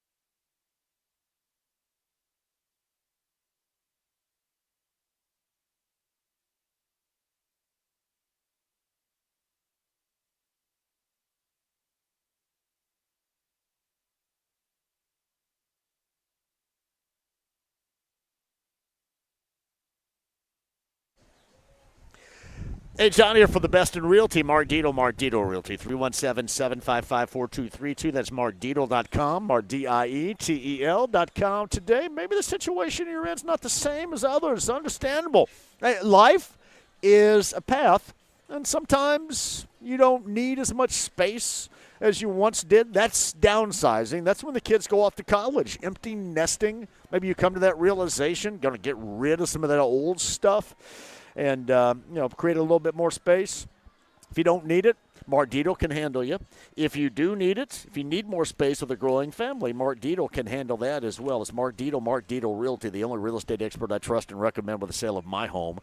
Mark Dietel guarantees your home sold at a mutually agreed upon price and deadline, or he will buy it. Pick your move date. There are no long-term contracts you can cancel at any time. It's Mark Dietel Realty, 317-755-4232. Make sure that you call. By the way, Dietel, big time IU dude too, by the way, too. Mark Dietel Realty, 317-755-4232. MarkDietel.com, MarkDietel.com today.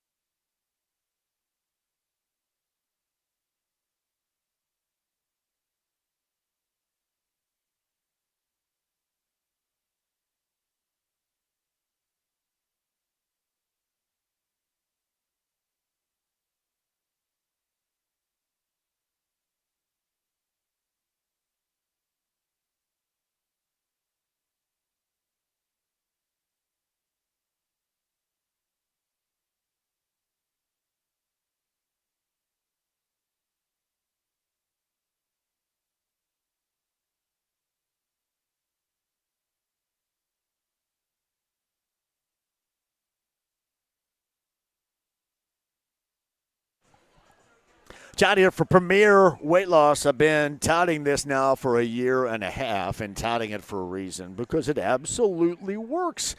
And I'll go back to that very first day when I started, and can you imagine the jackass that I was when I got on the scale? Like, hey, you know what, I'm going to do this, but I really don't think I need to lose any weight.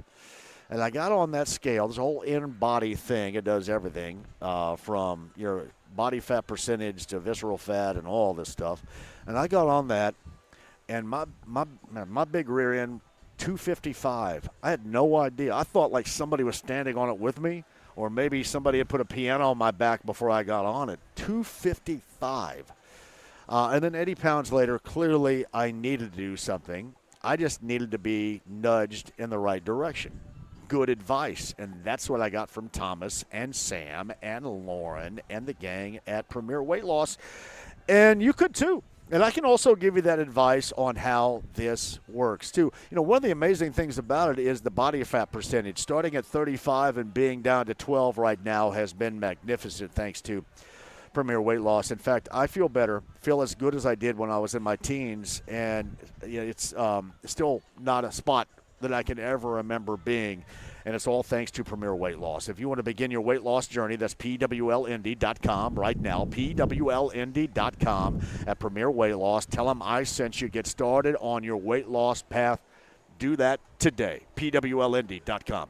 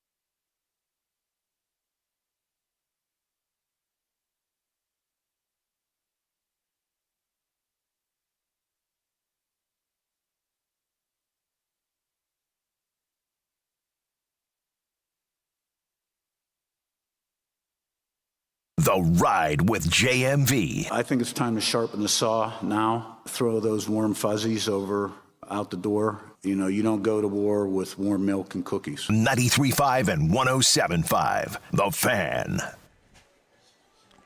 Hey, welcome back. Hollywood Beach, Florida, everybody, in front of the national championship game. 93.5, 107.5 The Fan, the stream, the app, AAA Membership Lounge via YouTube Live, the Diplomat Resort. And a shout-out to BullseyeEventGroup.com for putting this together. Incredible stuff. And a shout-out to Big Red Liquors. Big Red Liquors, as always, from Matt Cole-Glazier and all the gang at Big Red, powering not just this show in South Florida, bringing us to you as we are on this Monday. I know this is a day off for many, if not most of you today, too, but thank you all for being a part of this, whether you're listening at 93.5 and 107.5 The Fan, the stream, or the app, or if you would like to be a part of the conversation, the AAA Membership Lounge via YouTube Live is wide-ass open for that conversation right now. And I believe I have it set up to where I can actually see what you're saying, which is awesome. So join us here.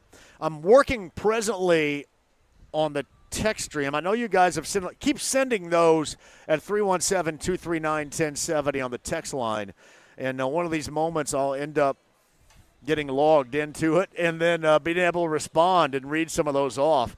Otherwise, 239-1070 if you want to chime in regarding the national championship game later on tonight. I mentioned that once was an 8.5-point favorite for the Hoosiers is now down to 7.5. At last check, 7.5 is where they are on that right now according to the Vegas odds. I know that most of those that have been here are already on the road because you've got not only it's tough to get around down here in general a lot of times, but when you have that game at Hard Rock Stadium and you also have an appearance at the game by a president, then things are going to be even more compromised and clogged up. So clearly that is what is going on here. And most of the Bullseye crew have already made their way over to the stadium. And those that are left behind are still looking for tickets. Both Jeff and Sam are looking for tickets. If you have them, they'll take them. They would love to go. They're hanging out with me right now inside the Diplomat again with the BullseyeEventGroup.com package. This entire weekend has been absolutely fantastic, and a shout-out to Kyle Kinnett for what he does, as usual, putting together an outstanding party for absolutely everybody. It has been incredible. Great time. Great meeting everybody down here. I hope you didn't miss the 2 interviews we've had so far. Really, I've been talking to a lot of people that just have made the trip and are more than just financially invested in this, but emotionally invested in this, which, as I mentioned a little bit earlier, makes everything even more, thank you, my brother, more impactful when you have the emotions that are also involved in this. And we heard from Luke Eisenbarker, whose father, John, passed away.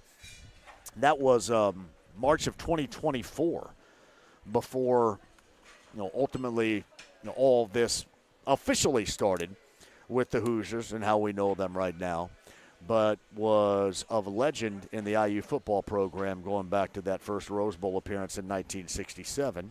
And I spoke with him last night upstairs inside the Diplomat, and we were talking about that and just how meaningful this has been for him, and brought him on the air, and he talked about that. And you can certainly understand, and certainly you heard the emotions and how impactful that has been for him down here, too. Adawali Aunier joined us a little bit earlier, the former NFL player here in Miami for the Dolphins, with the Bears, and with the Houston Texans as well. He is the honorary captain on the field. He called us on the way over there, which is incredibly cool for a dude that has been on this show a number of times during this IU playoff run. Adawali Aunier a little bit earlier, that podcast at 1075thefan.com. So incredibly cool that he is going to be a part of that. And we can't forget, we probably won't talk with him until Friday because that's his normal day. But just how awesome this is, and we've talked about it. We did on last Friday with Voice of the Hoosiers, Don Fischer, on how awesome just this entire thing has been for him. I mean, all of it. Too, by the way, you can tell it is windy. Now, I know part of this is the fact that we're on the water right here, but it is incredibly windy in South Florida. This is kind of the roll of the dice I think you get from what they say with the weather down here. It has. Yesterday it got up to near 80, I think, and then the sun was out occasionally, but it would pour for a minute, and then the sun would come back out, kind of your normal South Florida weather. The day we got here was somewhere in the mid-70s as well. But I do recognize what you guys are dealing with back in central Indiana right now. As Corey Kenny told us a little bit earlier, I think single-digit temperatures. This reminder, too, they sponsor the crossover with Jake and I, as we talked about that a little bit earlier, love-hvac.com. That is Love Heating and Air. The extreme temperatures mean unfortunate conditions can happen to you. Make sure that your system is not compromised. Make sure it's running efficiently, keeping you warm and comfortable in your home. That is love-hvac.com, because things can go haywire in a moment's notice for you with conditions like that. And, hey, listen, I'm going to be right back into all that crap with you coming up tomorrow afternoon. So, yeah, I'll get payback. And I'm not going to sit here and tell you how freezing cold it is right now. But it is a little bit chilly out here being on the water in South Florida. But certainly not anything like what you guys are going through back in central Indiana right now. Again, it is mid-January, so you can expect that. IU Miami coming up later on tonight. More conversation with that as well. Stephen Holder is going to be holed up inside Hard Rock. We'll get to Stephen coming up here in the 5 o'clock hour. He'll set a bit of a scene for us, too.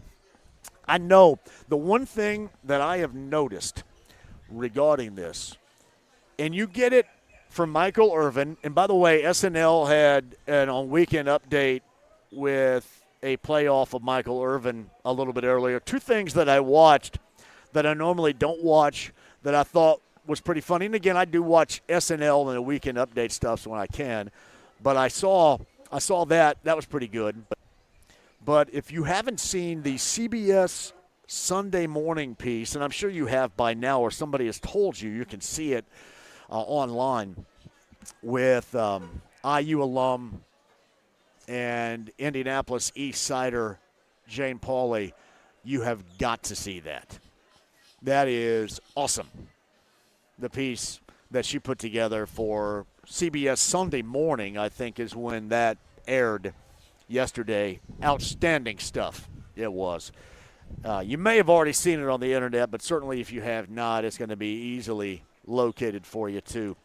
Very good stuff from an IU alumni that, much like any other IU alumni that you know or that I ran into over the course of this weekend or that I have known over the years, you just never ever thought anything like this would happen. Not in your wildest dreams. And now you're on the doorstep. On the doorstep of having an immortal squad, really, and doing something, being 16-0, that has never, ever, ever been done. Now, obviously, that is created with the college football playoff, but doing something that has never been done and going unbeaten in a season, marking an anniversary at the last college basketball unbeaten with the IU basketball team in Philadelphia in 1976, as we talked to Susie about that, how she was in Philly for that, and how she is here for this matchup. Pretty cool. It really is. As I mentioned, too, earlier, a lot of rhythm, a lot of symmetry going on with this game. And hopefully a positive conclusion for that. More than nuts and the bolts of it. Carson Beck, his angle compared to Fernando Mendoza. It's funny, we've gone through this entire show and not really talked about Fernando Mendoza and how good this offense has been. And you know, Surratt and the catches from Omar Cooper Jr. and the cult hero that Charlie Becker has become. But the major focus is, because what Miami can do coming off the ends with NFL-level talent, what the focus maybe should be on is the running game of Hemby and Black. We'll talk about that coming up on the other side. 239-1070 is that number. Oh, is John Herrick's dad on the line? Can we get him right now? James, yeah, we can go to him. All right. No, I'm sorry. I don't know. Do we know one another? John is a part of the IU broadcast. But go ahead. Right. I'm sorry. You're on the air with me. Go ahead. How you doing, John? I'm great. I live really close to you, actually, and I'm in our table all the time, and I've And I keep thinking between John and everyone else, we're going to meet sometime, but we just need to figure that out at some point. But no, I needed you to do me a favor for me. If you get a chance, and if you see John today before the game or after the game, smack him on the back of the head for me, would you?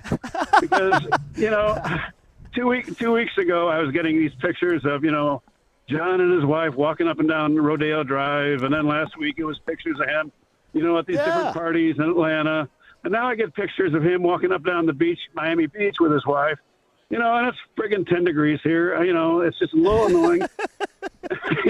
So I don't know. I obviously didn't raise him right. Apparently, but No, you raised him perfectly. But now that you open the door, I'll be sure I smack him in the head. But this is not just like today. I mean, this is something I can do that like further down the road later on this week when we're back in studio together, right? Yeah. Yeah, absolutely. Yeah, you're gonna have to make it quick because they're flying out tomorrow morning because they got that game up in Ann Arbor tomorrow evening. So they're you might not get them between now and the time he leaves. But yeah, I think any time would be fine because he'll need it for something else.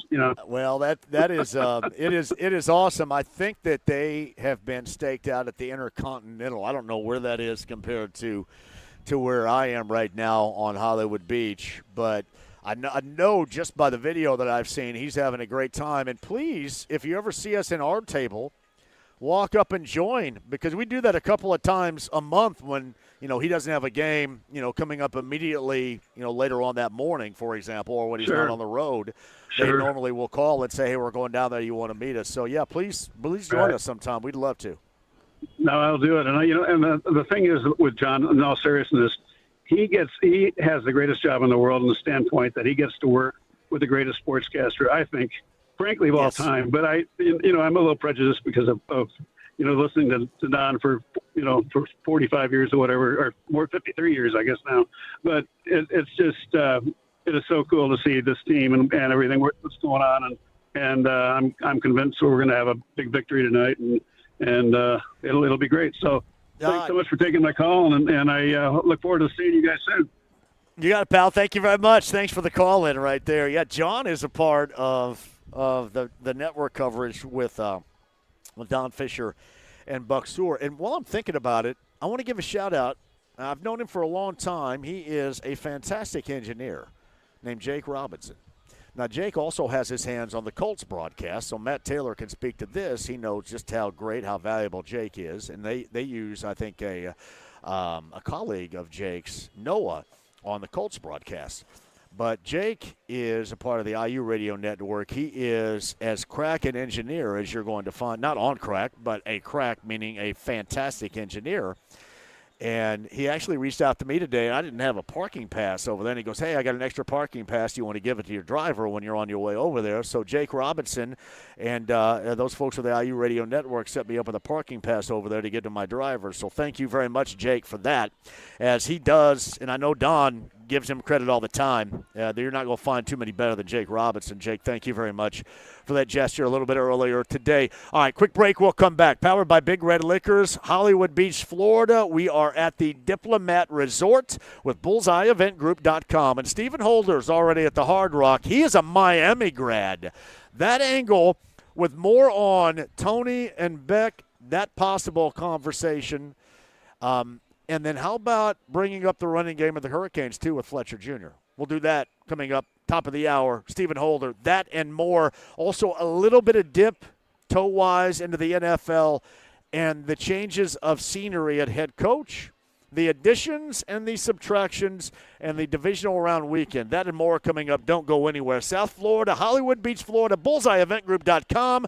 It is our march to the national championship game at the Hard Rock later on tonight, powered by Big Red Liquors. If you're back at home, you know this to be true. If you're partying, it is your big game party headquarters, BigRedLiquors.com, to find the location nearest you. It's 93.5 and 107.5 The Fan.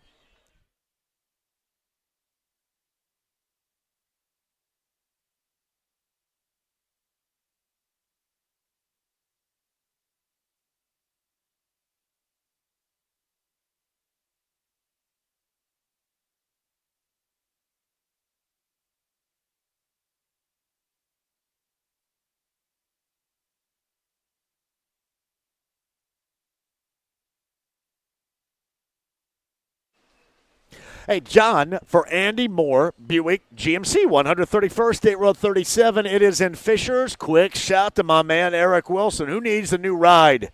Who wants a new set of wheels? Let's get the wheels in motion for you right now, because now is a great time. The inventory is large. I'm telling you, you're going to find great deals. So you get discounts, right? Incentives to buy is what they call it. It's like a big car buying coupon right there for you. Those are incentives to buy. And to maintain a higher life expectancy for the vehicle that you purchase, that is called service after the sale. Stay after that, and you can easily with the great group you're going to find at Andy Moore Buick GMC. And it starts with my friend Eric Wilson. Hassle-free, one-stop shopping. If you're in the market, or if you're just maybe on the fringe of in the market, one place and one place only. Andy Moore Buick GMC, 131st State Road 37 in Fishers.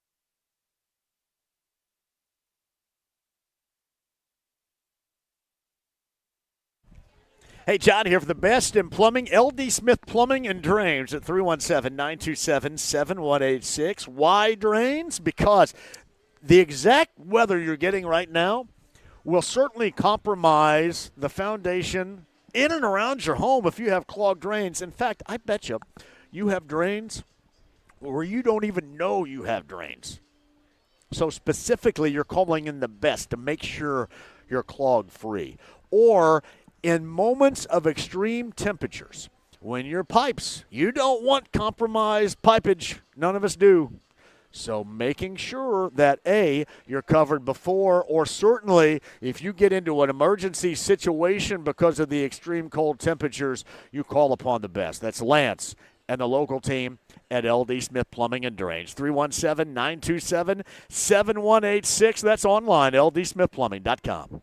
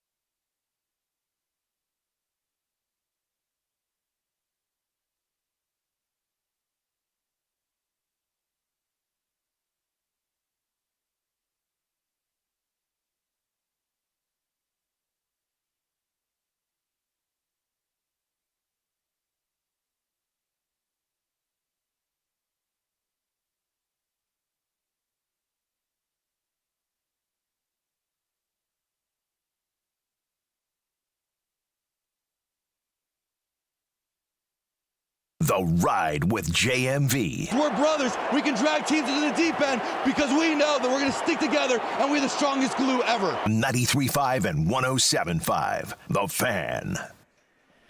Hey, welcome back. I know I'm still on here, right? I'm still on. Check, baby. 1, 2, 3. James back in the studio in single-degree temperatures, Indianapolis, Indiana. I welcome you to Hollywood Beach, Florida. The Diplomat with BullseyeEventGroup.com. We're powered by Big Red Liquors, and there is a you-know-what ton of national championship game conversation. I tell you what, I went a little bit long last segment. Stephen Holders from Hard Rock. We're going to get a Miami Hurricanes angle on this. From Carson Beck, we go Beck, Fletcher, Tony, and defensive impact players up front, including Ruben Baines Jr. coming up here with Stephen Holder at the top of the hour. Don't go anywhere if you want to chime in. 239-1070 or the text line at 317-239-1070. BullseyeEventGroup.com at the Diplomat. Our party is in Hollywood Beach, Florida, and we're with Big Red Liquors, powering your party national championship Monday night, your HQ, to find the location nearest you. And thanks to everybody at Big Red Liquors at BigRedLiquors.com. Don't go anywhere. 93.5, 107.5 The Fan.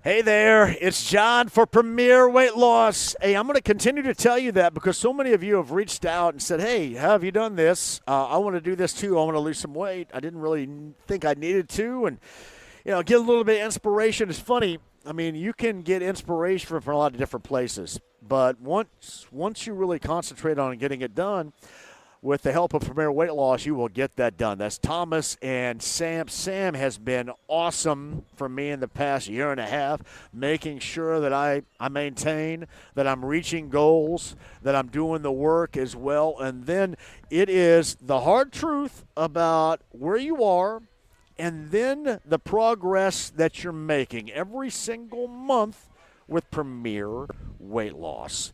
Those injections, they get you started, but you're going to really see the results if you also do that work. That's PWLND.com. Tell them that I sent you. Now is a great time to start. And also ask about the electronic toning machine that they have, too. I've done it now 6 times. The progress there is incredible. That's PWLND.com to get started on your weight loss journey today. Tell them I sent you. PWLND.com.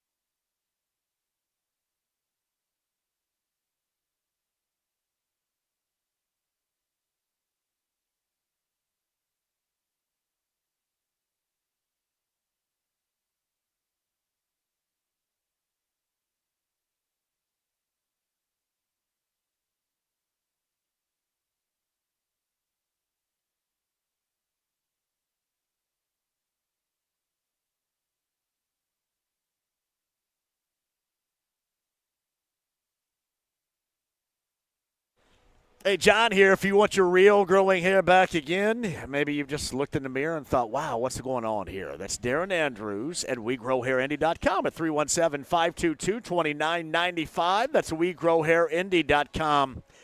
Do that today. Maybe you've been inspired, looked in the mirror and thought, yeah, I kind of want my hair back the way that it once was. Nothing wrong with turning back the clock or wanting to do that. I just can tell you that you have options.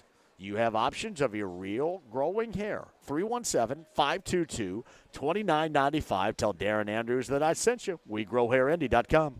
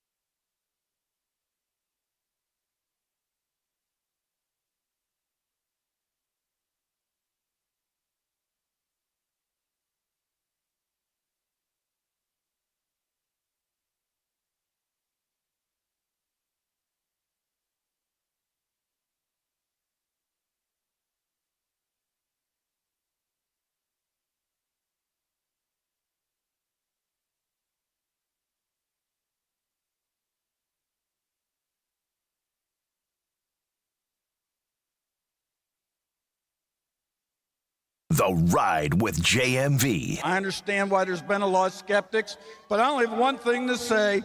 Hoosiers!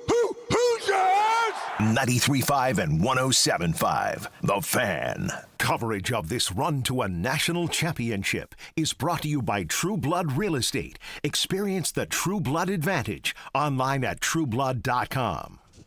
Live at the Diplomat, Hollywood Beach, Florida is my location. Maybe, I don't know, 25, 30 yards from the Atlantic Ocean with the surf going on. There is an advertising boat right out there right now. Unfortunately, with the advertising boat, everybody with bullseyes on the bus, I think, waiting to get in at the Hard Rock Stadium right now. For that matchup with Miami and IU, I want to move in to somebody from the Miami side that went to school, from here, went to school there, regarding the Miami influence offensively and defensively, and he just happens to be a friend of the show from ESPN and ESPN.com. Stephen Holder, I believe, is inside Hard Rock right now. Are you, Stephen? I'm outside in the tailgate. I'm literally looking at Pitbull on the stage right now. So, yeah, just a little something. Mr. World, how's Mr. Worldwide performing right now? He's talking right now and not performing. So, but he has done one number so far, and typical Pitbull. We all know those anthems that he does. So yeah, he's in typical Pitbull form. Oh man, that's nice. Hey, I want to get kind of some nuts and bolts Miami wise from you too. Yeah. We talked about this a little bit last week. We know that they have difference-making guys, but they also have had, at times been a difference-making team in terms of giving the football away, which that aspect plays into IU's hands. What do they have to do outside of just simply not turning the football over, you think, to maintain and give themselves a chance to win a national title against IU tonight? Well, that is part of it, and I think to extend that point about not turning it over, they have to play sound football because IU doesn't make mistakes. If you make mistakes, you are playing right into their hands. They are a veteran team, a super veteran team, as we well know, right? You know the average age of that roster. Those guys are experienced, all right? They're not going to screw it up. So if you screw it up, you now then tilt that whatever level playing field you might have had, and you tilt it into their favor. So Miami, they have to play clean, and it's the area that I think they're not consistent enough in doing. I thought if you looked at the second half against Ohio State, where a close game became a nip and tuck game, the Ole Miss game, I thought some missed opportunities throughout that game for Miami, some miscues, some penalties in particular. Like they've got to be better on that stuff because if you're having to then overcome that and overcome a stout Indiana team, you're going to have a long night. So Stephen Holder of ESPN and ESPN.com, he's out tailgating right now at Hard Rock. Now, what kind of tailgate is this, Stephen? So this is the big fan event, the All-State fan event. We were trying to get to the former players tailgate, but the setup here, it kind of sucks because once you scan your ticket to go into the secure area, you can't go back out. And then we're not in the stadium; we're on the outside, but we didn't realize that when we did it. Hey, listen, I really go to games like this, right? So what do I know?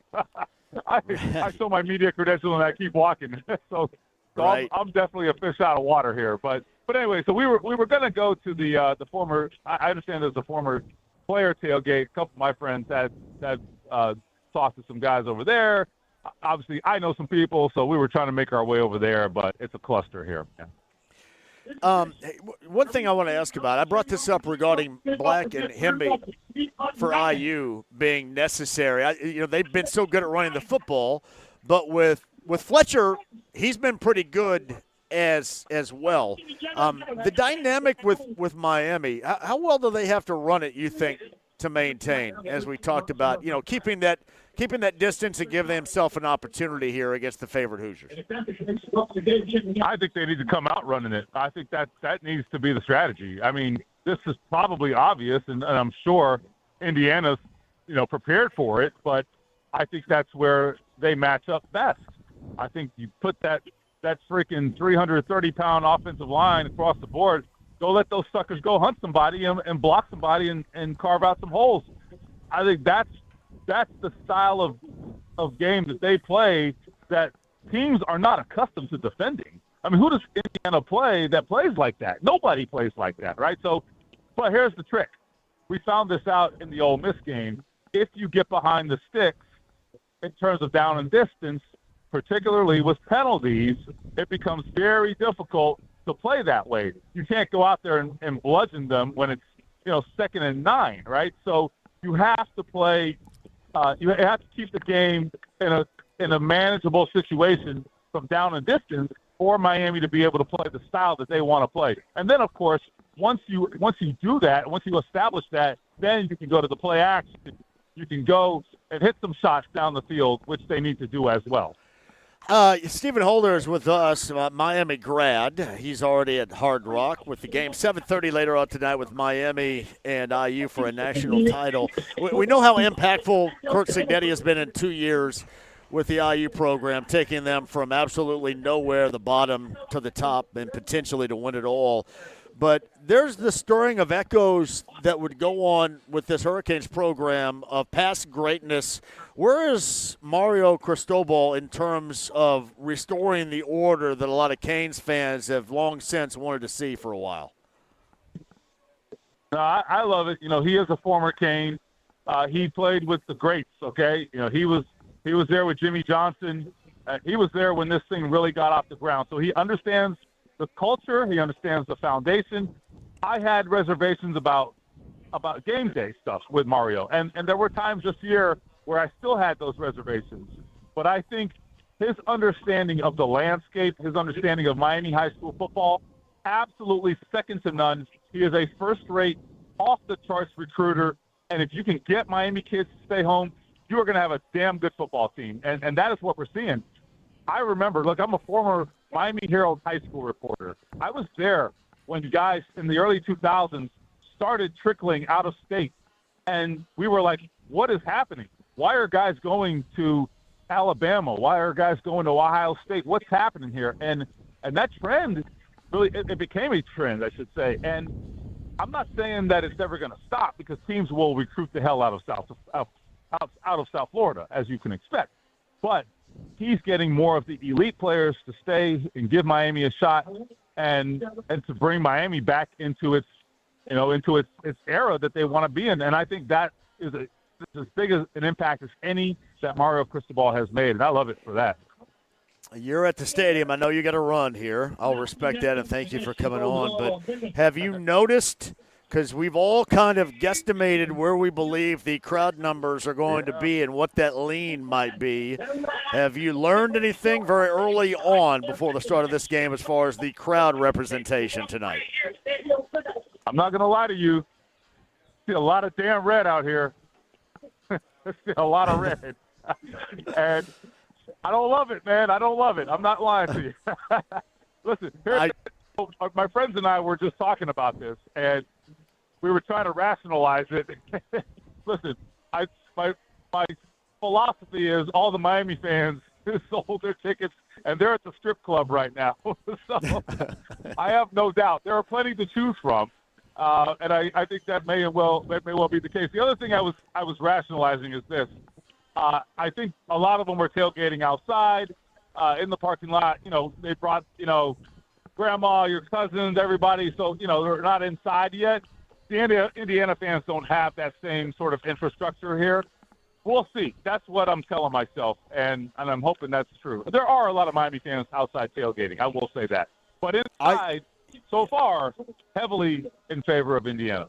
It's funny, and in closing here, I had, because I've been around all weekend long, obviously, a lot of secondary market ticket brokers, and they've all told me to expect upwards of 60% IU fans because that has been the lean on the secondary market. And, people disagree with me. That's not my opinion. I'm trying to get the educated opinion of those that would know, and that's what everybody's telling me that are in that business right now.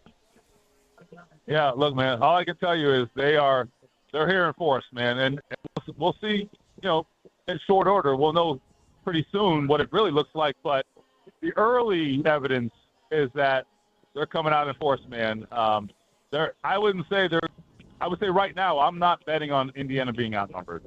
I'm just being honest. Somebody had just sent me something over there, not near where you are, but in and around the stadium. 75-25 is what they're saying, with the color of red out there right now. So we'll see. Yeah, I guess. Might be rough. Hey, man, thanks for hopping on, especially with the Miami perspective right there. And, hey, buddy, I've had a fantastic weekend down here, let me tell you. I've got stories for days. No, it was great. It was great. We had a little rain yesterday. Other than that, weather's been great, and it's been a great time. I had a little mini reunion of all my classmates, so it's been fantastic. And I couldn't ask for more. It's been great. Yeah, well, this is remarkably the first time I've been sober in like 48 hours, so that's awesome. Well, let's change that pretty soon here. Yeah, it will. It probably will change. I'm going to go work on that right now, in fact. Way ahead of you. All right, enjoy the game later on tonight. We'll catch up with you back in Indy. All right, my friend. I'll see you. Stephen Holder of ESPN and ESPN.com. Not like fully in the bag or anything, but yeah, I mean, what do you think, Jeff? Last night I was kind of in and around I was on the fringe of being in the bag, but I was not. What's that? Yeah, I was good. Yeah, I think I was. Yeah, I can just always tell, James. I don't know. I never really know if it's because the whole new weight loss game and how that affects me. But I was a little bit off kilter this morning when I got up. Like I had to. That's why I went over to Publix, and shout out to the Good Culture cottage cheese that I got from Publix this morning. It kind of got my balance back a little bit right there, because I was losing it. I may have lost it a little bit, but I got it back. Well, how much did you eat before last night's shenanigans? Well, I will tell you this. I've had now this has been, and not like anybody's interested, and I only answer this because James asked. I have had 3 protein bars, and I had a little bit of seafood where I was at Billy's Stone Crab with the Jones family yesterday. And that's what other than that, I've had bites of cottage cheese and some carrots. Man, you're right by the ocean, man. You should be able to get some good fish around there. Oh, I did. They had at Billy's Stone Crab. There are a lot of locations here in South Florida. We went to the one up in Fort Lauderdale, and James, they had what's called a seafood tower. So this seafood tower had everything from lobster to crab to oysters to shrimp. I mean, a little bit of everything on it, too. And one of the main courses they brought out, this is for the entire table, was some incredible grouper. And I had some of that. But I think that I can kind of tell with the imbalance of one over the other here that I probably should have had a little bit more. If you know what I mean. I was a little bit off kilter this morning. So I talked to my mom, and I had no idea what we talked about. I hope it was good. But it was, I got to get my balance back. But it's been an incredible time. And by the way, again, a shout out to the Jones family. That's DJ Jones.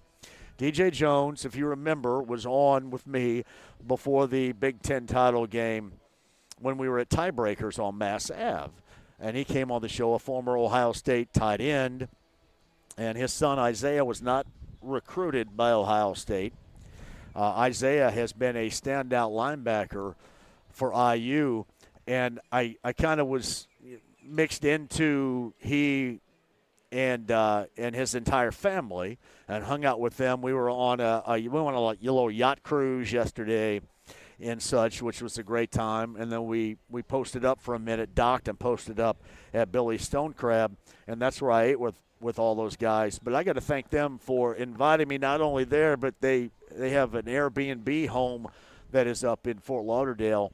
And myself and our friends. I know, by the way, James, Kevin, who called in the show because he and the guys drove from Lebanon, Indiana, all the way remember, they were going to Fort Myers and then came over. I met up with them yesterday, and they jumped in with us here at the Diplomat and rode in the Uber up to Fort Lauderdale, and they hung out with DJ Jones and his family there yesterday too. Those listeners. Well, there you go. That's awesome. That's what we do. I mean, that's what I love, hanging out with listeners to the show. And those guys, if you remember, they called us last week, and I think they were just south of Valdosta, and they were driving all the way to Fort Myers and then going over across Alligator Alley and coming here. And I said, so if you guys make it to the Diplomat, we'll meet up. And I really didn't know what was going on yesterday, so what I did was I said, you guys wait right there, and, we'll get off this boat and come over to get you. And once we got off the boat, we rolled over here and picked him up, got in the Uber, and then went to Fort Lauderdale to DJ Jones and the house that they have rented for the weekend. And it was an outstanding time. It really was.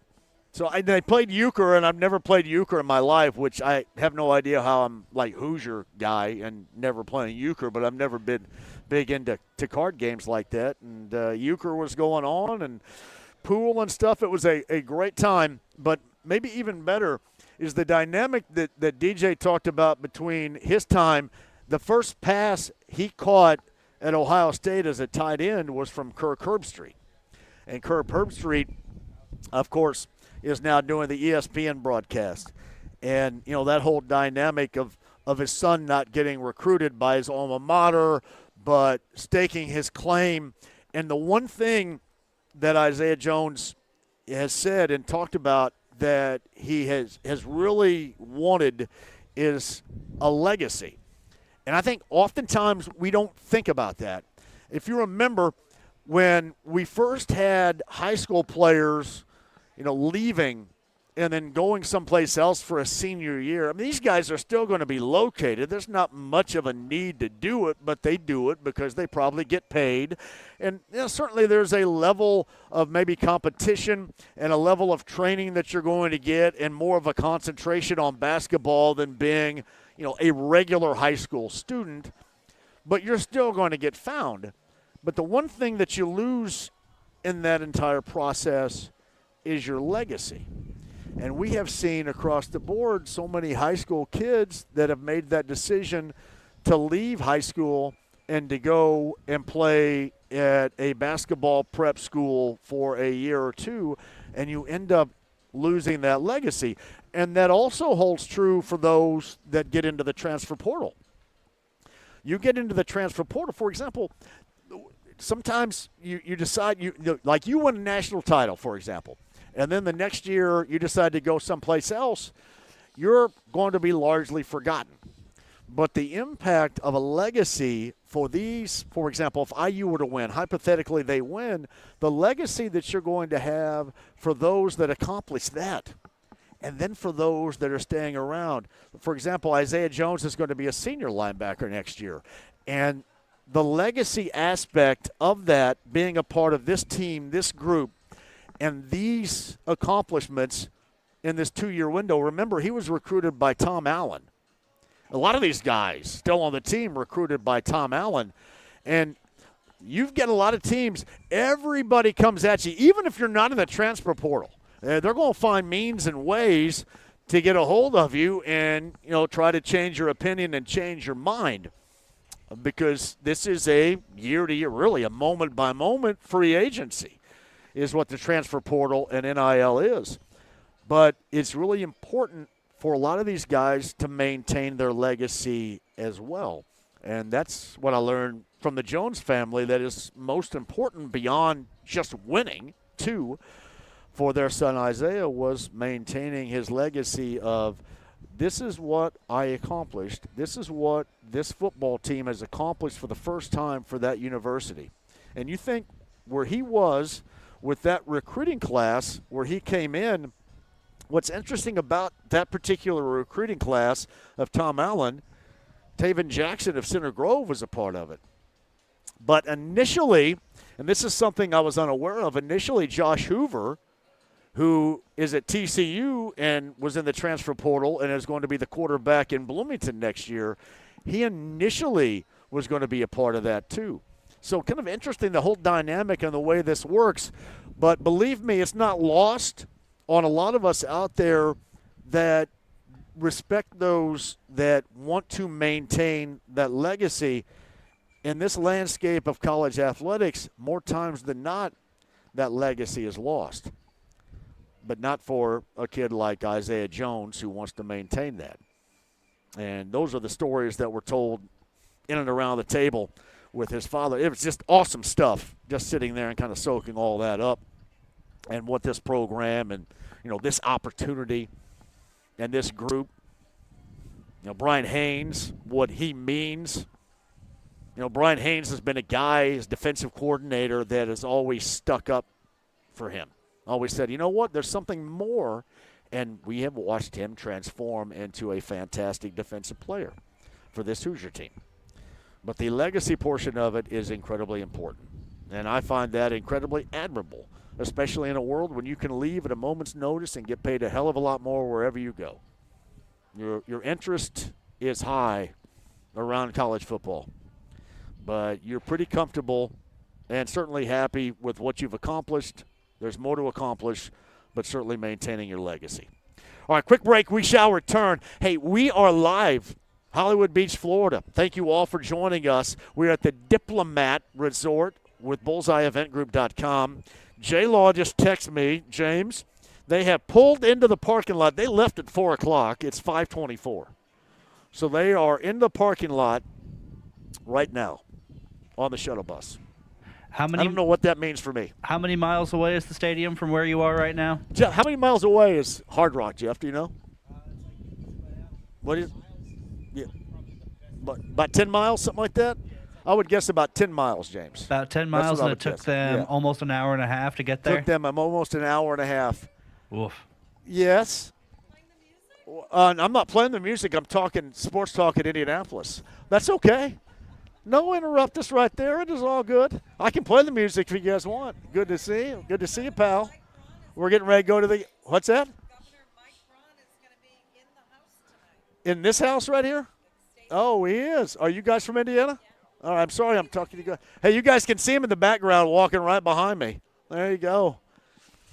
Right behind the Diplomat. BullseyeEventGroup.com. I should close the story on that with J-Law, too. It took them about an hour and a half, evidently, to get there. So I don't know what that means for me when I leave here a little bit after 6 later on tonight.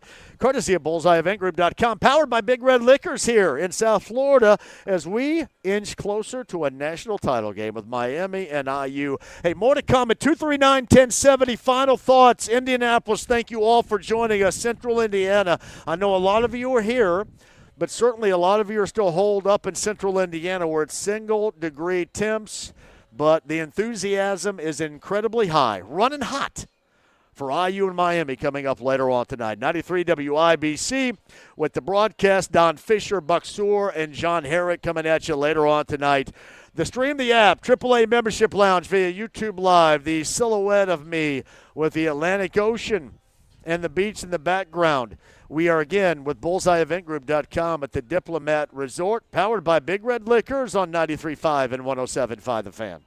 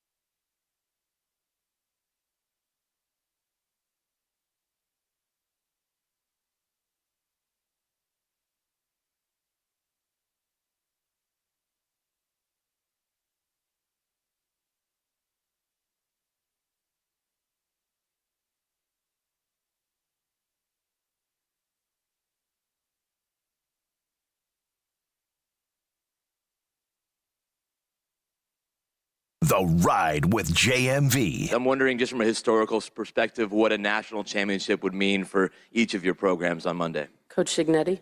It'd mean we're the national champion. 93.5 and 107.5. The Fan. Hey, welcome back to the show. Hollywood Beach, Florida with Jeff and Sam. I'm John. Thank you all for joining us here, brought to you by Big Red Liquors, powering this show with bullseyeofintgroup.com. Everybody but, again, Jeff and Sam and I have vacated the premises. They're already at the game. I'm going to have to haul ass over there. Evidently, my driver has left, is what they're saying right now. My driver is gone, and he's going to be waiting for me here relatively soon. I do have some stuff for you coming up, too. We're going to re-rack a couple of things. Normally, what I would do before a Pacer game, obviously, is some anything goes. But simply put, I'm not going to have time for anything goes coming up later on tonight. So, anyway, I know Jake had Don Fischer on a little bit earlier. Shout out to Jake for doing that. We'll talk that up and other stuff too, I believe, that James put together for you.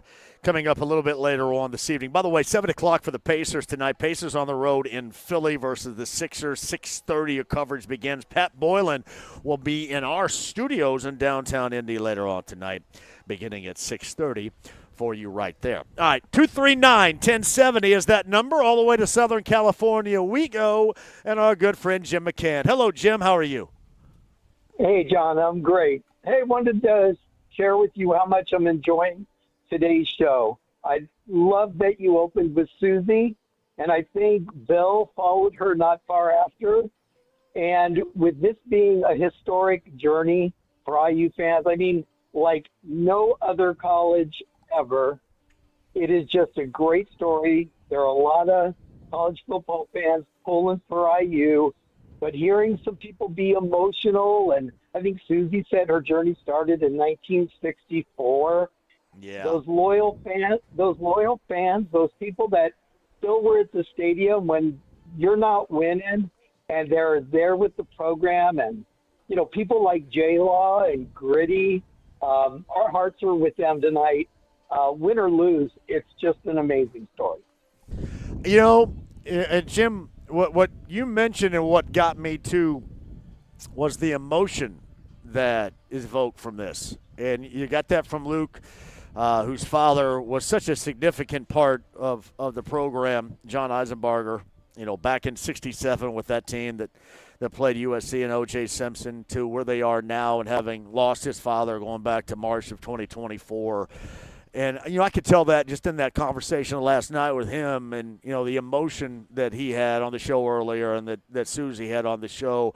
That's been a common theme for this. And I think it's even more impactful with that emotion on how special all this that is going on right now is for so many people. Yeah, and it's crazy because you guys, IU took over my Rose Bowl.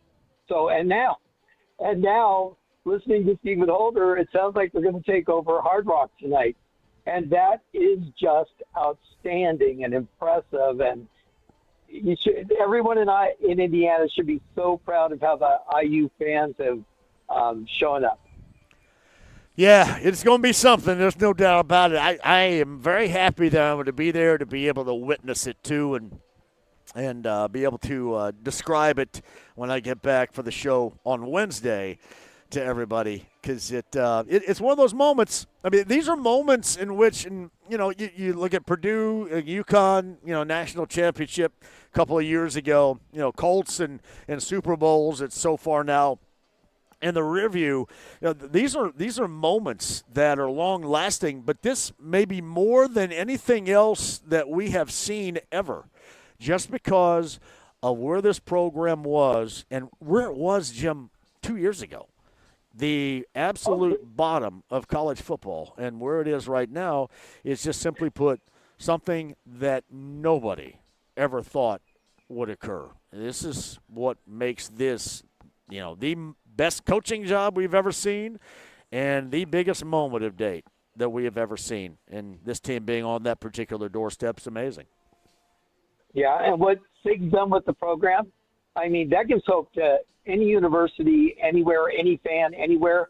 I don't think it'll be redone, but that's been a great part of this story as well. And by the way, when I talk to friends about IU and how historically bad they were before Sig showed up, most of us out here had no idea it was that horrible, but that's what makes this story so amazing.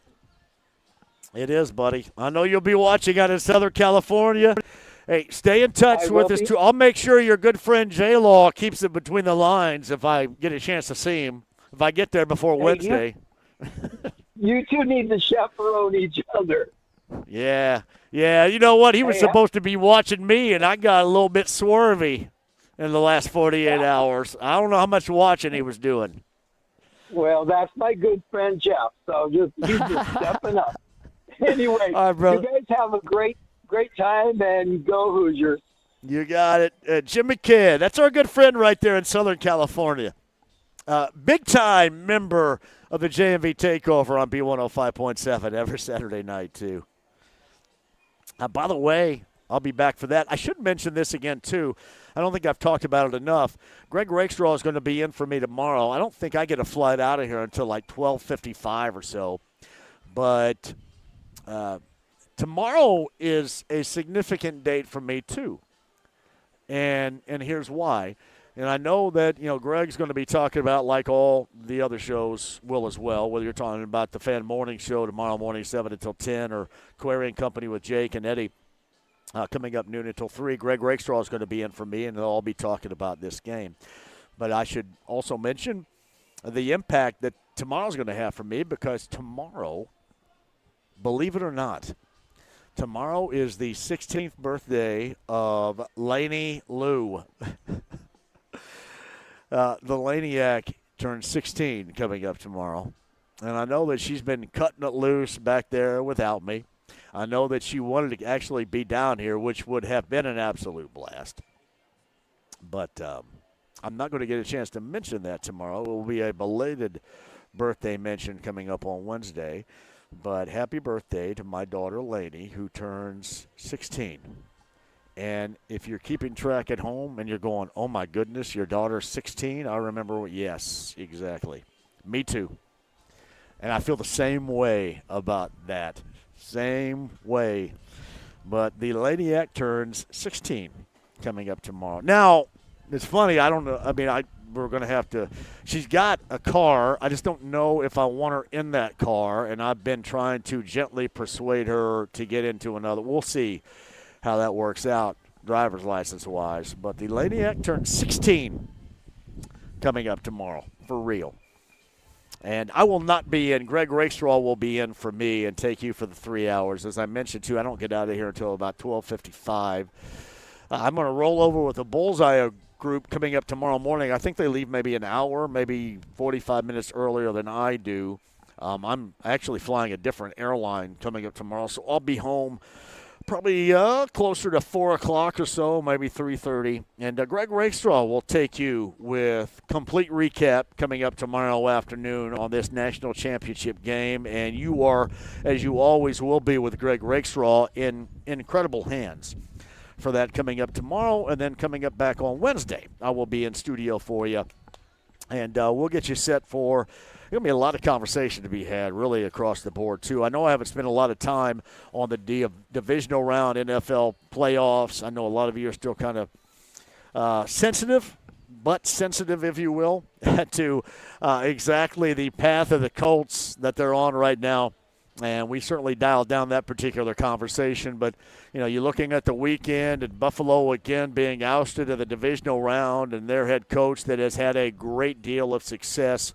But clearly for Buffalo and McDermott just wasn't enough. He gets ousted today by the Bills as they look for a new head coach. And, Josh Allen all these years, and then everybody thought this was going to be the year without Patrick Mahomes being involved in the postseason for the Bills to step up and not being able to do that. And I will say this, I mentioned this a little bit earlier. The one thing that you did notice over the weekend is the power of coaching ability. And you notice that with both the Broncos and the Patriots. Don't get me wrong, Drake May is a good player, and the Patriots have nice talent. Denver has nice talent, really good defense. But you look at both of those teams, and a lot of what is put into it and a lot of what is done from a coaching angle is what a lot of people would like to see and would hope to see around here and are very skeptical of seeing. And when I mention around here, you guys back in Indy and not here in South Florida. But as a Colts fan, you would like to see that quality and impact from the coach as what they have. Because you're talking about a couple of teams that have been struggling. Now, granted, both teams seemingly have found their future quarterbacks, which certainly now in Houston is even more in question with C.J. Stroud, back-to-back games where he was just simply put awful as the Texans quarterback. Now, they're not going to move away from him, but the question now arises whether or not he is a guy to take them to the next level. Buffalo decided that their head coach was not the guy to get them to the next level, even though they have a quarterback. But now you've seen Denver survive with a team that a lot of people were skeptical about being really that good. They're going to have to move on to an AFC title game with Jarrett Stidham as their starting quarterback, as Bo Nix has done for the remainder of the season. And then you have what Mike Vrabel has accomplished. You remember how Mike Vrabel was treated in Tennessee and how he was run out of Tennessee, and he has done exactly what most people thought he would do in New England, has brought that right back to the top of the AFC. Meantime, Colts fans just kind of wait in a holding pattern around here for what ultimately happens with their particular football team. And that can be the power of change. And the power of change is something that, outside of personnel here or there, you're not going to see around here. But it's kind of interesting, the dynamic with both, and how Bears fans, you hate it that you lost, but you also now believe more than ever in your new head coach. They move forward thanks to change. And your quarterback, and again, you had to restart that all because you made the right choice at quarterback, and some were still questioning that. Even in that loss to the Rams last night, you no longer question that. You get the Rams and the Seahawks in the NFC, which should be absolutely outstanding as well. Yeah, Seahawks just ran roughshod over the Niners. All right, 239-1070. I think Jeff is on line one. Jeff, welcome to the show. How are you? Hey, thank you very much for taking my call. Can you hear me? Yeah, I got you, Jeff. Go ahead. Okay, so my father passed away a couple of years ago. I'm a fan and everything, football, basketball. More of a football player when Bobby Knight said, you guys can find your jerseys down for the losers play in the football. But my father in the football locker room. But I will tell you this. My dad told me that before I died, I would see the Hoosiers and tracking. I got it. That's all I got. Jeff, thank you. Now, you were kind of cutting out a little bit right there, but what I gathered from the part that I heard was the emotional significance of this had for Jeff, the gentleman that just called who's lost his father. See, that's the type of stuff we talked about with Susie a little bit earlier, and we talked about with Luke Eisenbarger a little bit earlier. Those are, it's more than, just the game or, experience. I come down here, hey, you're getting swervy, and it's fun. And while it's that, it is certainly much more meaningful for others out there just beyond the entire weekend experience down here. Jeff, thank you very much for sharing that. Hopefully that a majority of that content from that conversation there got in for you. I got to thank everybody, Bullseye, my man Mike, who has coordinated this effort down here on Hollywood Beach at the Diplomat this afternoon, and me having to wrangle up space to put together this. Shout out to James, who has been juggling a lot back there. I don't think anybody is in studio right now because this is a day off. I did want to also give a shout out because he is awesome at what he does. Cam, the engineer, was listening a little bit earlier, making sure everything was right for this broadcast because they knew how really half-assed this could be given the fact I was putting things together here. And, Cam, thank you very much for checking it out today and making sure everything was going strong. And I guess where we are right now, everything hung in. So that's outstanding. We were a major event that you would like to see, and you would like to turn that ticket or that event into a bigger time, then Bullseye Event Group, that's the place to go. Kyle Kinnett, outstanding with Bullseye putting together and getting us here to the Diplomat. I would also offer this up. If you're coming to South Florida anytime, maybe on a vacation getaway, this is a destination for you right here. The destination is the Diplomat because it's got everything that is necessary. The pools are incredible, both up and down. You got an infinity pool up, and then you got a lower pool that's got a bridge and a grotto, and it is incredible stuff. Bar atmosphere, fantastic. And we'll do a little meet and greet coming up after the game later on tonight if you're still down and around here inside the Diplomat coming up later on this evening after the game. But again, thank you to Kyle Kinnett. Oh, yeah, by the way, too, our friends Matt Colglazier and the gang with Big Red Liquors for bringing us to you, Big Red Liquors, powering this show in South Florida here in front of the National Championship game. Again, your headquarters for all that you need to host that party later on tonight. To watch the National Championship game, Big Red Liquors, 100-plus locations, state of Indiana, one near you. BigRedLiquors.com for that location nearest you. Hey, more to come. Jake Query with Don Fischer. More to come on this show, too, and Greg Rakestraw in tomorrow. I'll keep you updated on Hard Rock coming up as well. James, thank you very much. 93.5, 107.5 The Fan.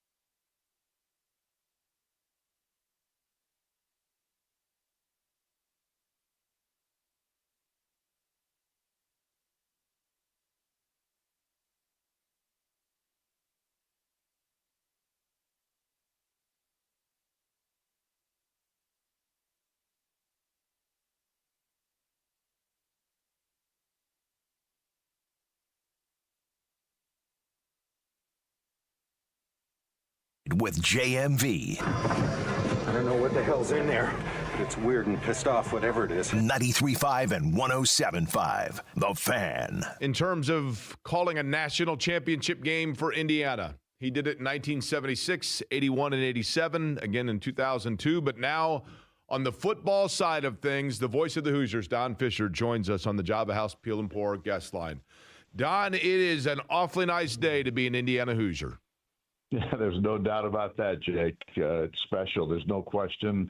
Although my location, as we currently speak, is in a hallway of which at one end is a female's restroom and the other end is a male's restroom. But it's the only place I could find it was quiet in this hotel. Well, I'll bet. You know what, Don?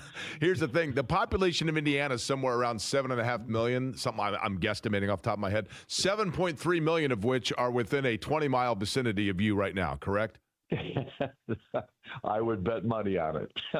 Hey, let's get to this, Don. You know, I was just talking in the open about this, and this team, and I say team, it's interesting that in the year that Indiana for the first time would have in their trophy case the award for the best individual in a college football season in the Heisman Trophy with Mendoza, that it would come in a year that it is my belief this is the greatest team in terms of collectiveness. That's not to take anything away from other teams, but this is just a remarkable team effort in terms of guys working in unison with one another.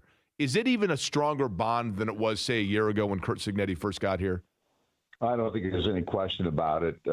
You're still going through the growing pains of a first-year coach and first-year players and transfer portal guys that were blending in with the guys from the previous program, those kinds of things. But you can tell the way this team has played this year, how close they are as a team, and how much each of these guys really, really enjoys and feels like these other guys are going to be friends for life with them. I mean, yesterday they get through the walkthrough at a different stadium. They're literally out there after they get done. They wrap things up, and they were all hugging one another and talking about the fact that this is our last practice together. And it was amazing and very emotional for these guys, too. You know, Don, and Holly Rowe that was there for ESPN, she was, like you, she was emotional in talking about witnessing that, right? And I think that there is a great lesson that all of us can have. I mentioned that earlier in seeing it's about coming together for a common goal. And here they are one game away from that goal. That's not to say that if they come up short tonight that it was a failure. I don't mean it that way. But, right. You know, I'm curious of this. A couple of things just in previewing this game. First off, that is, you have been around this. Did they treat this week in terms of, you know, there's so much going on externally. Did they treat it, did Curt Cignetti, from a scheduling standpoint or operative standpoint, treat it any differently than the other weeks of the season? No, they did not. I mean, it's treated a little bit differently simply because the obligations that the coach and the players have from the media. But from any other perspective, no, it was treated exactly the way every other ball game this year has been treated right through these college football playoffs. And that's one of the keys to why Curt Cignetti is such a terrific coach and why he is so valuable in the sense of how he goes about treating his players and the things that they do, because it's a consistency thing. It's doing all the right stuff, trying to keep the rat poison, as he calls it, and the warm and fuzzies, all of that stuff away from the program as much as possible, which is almost impossible these days, as you know, with social media and those kinds of things. But they keep this, the way he goes about it is in such a tremendously consistent way, number one. And the expectations are the expectations, and they are every single day the same. And without question, right now, I think that's one of the reasons the bond of these players is such a huge one. And one of the reasons I think they'll win tonight, because I just think they are the best team I've ever been around. And I'm talking about team now. I'm not talking about talent. I'm talking about the individuals on this football team and how they blended together as a team. Don, what things, Don Fischer is my guest, Java House Peel and Pour guest line, the voice of the Hoosiers. In listening to Curt Cignetti leading up to this game, what things have caught your ear of things that he has pointed out about Miami that are going to be Indiana challenges? Talks about the physicality of Miami, how they are, how tough they are physically from a defensive standpoint. He thinks they've got a terrific offensive line. They've got very good talent at skilled positions. Obviously, their quarterback, Carson Beck, has been around forever. So he's concerned about this ball game and in the sense of, what they bring to the table. And there's no question. I think they played some of the most physical football we've seen this year. Aside from the Iowa Hawkeyes, I think they would be probably the most physical team that Indiana will face. So it's going to be very interesting to see how they handle this ball game tonight.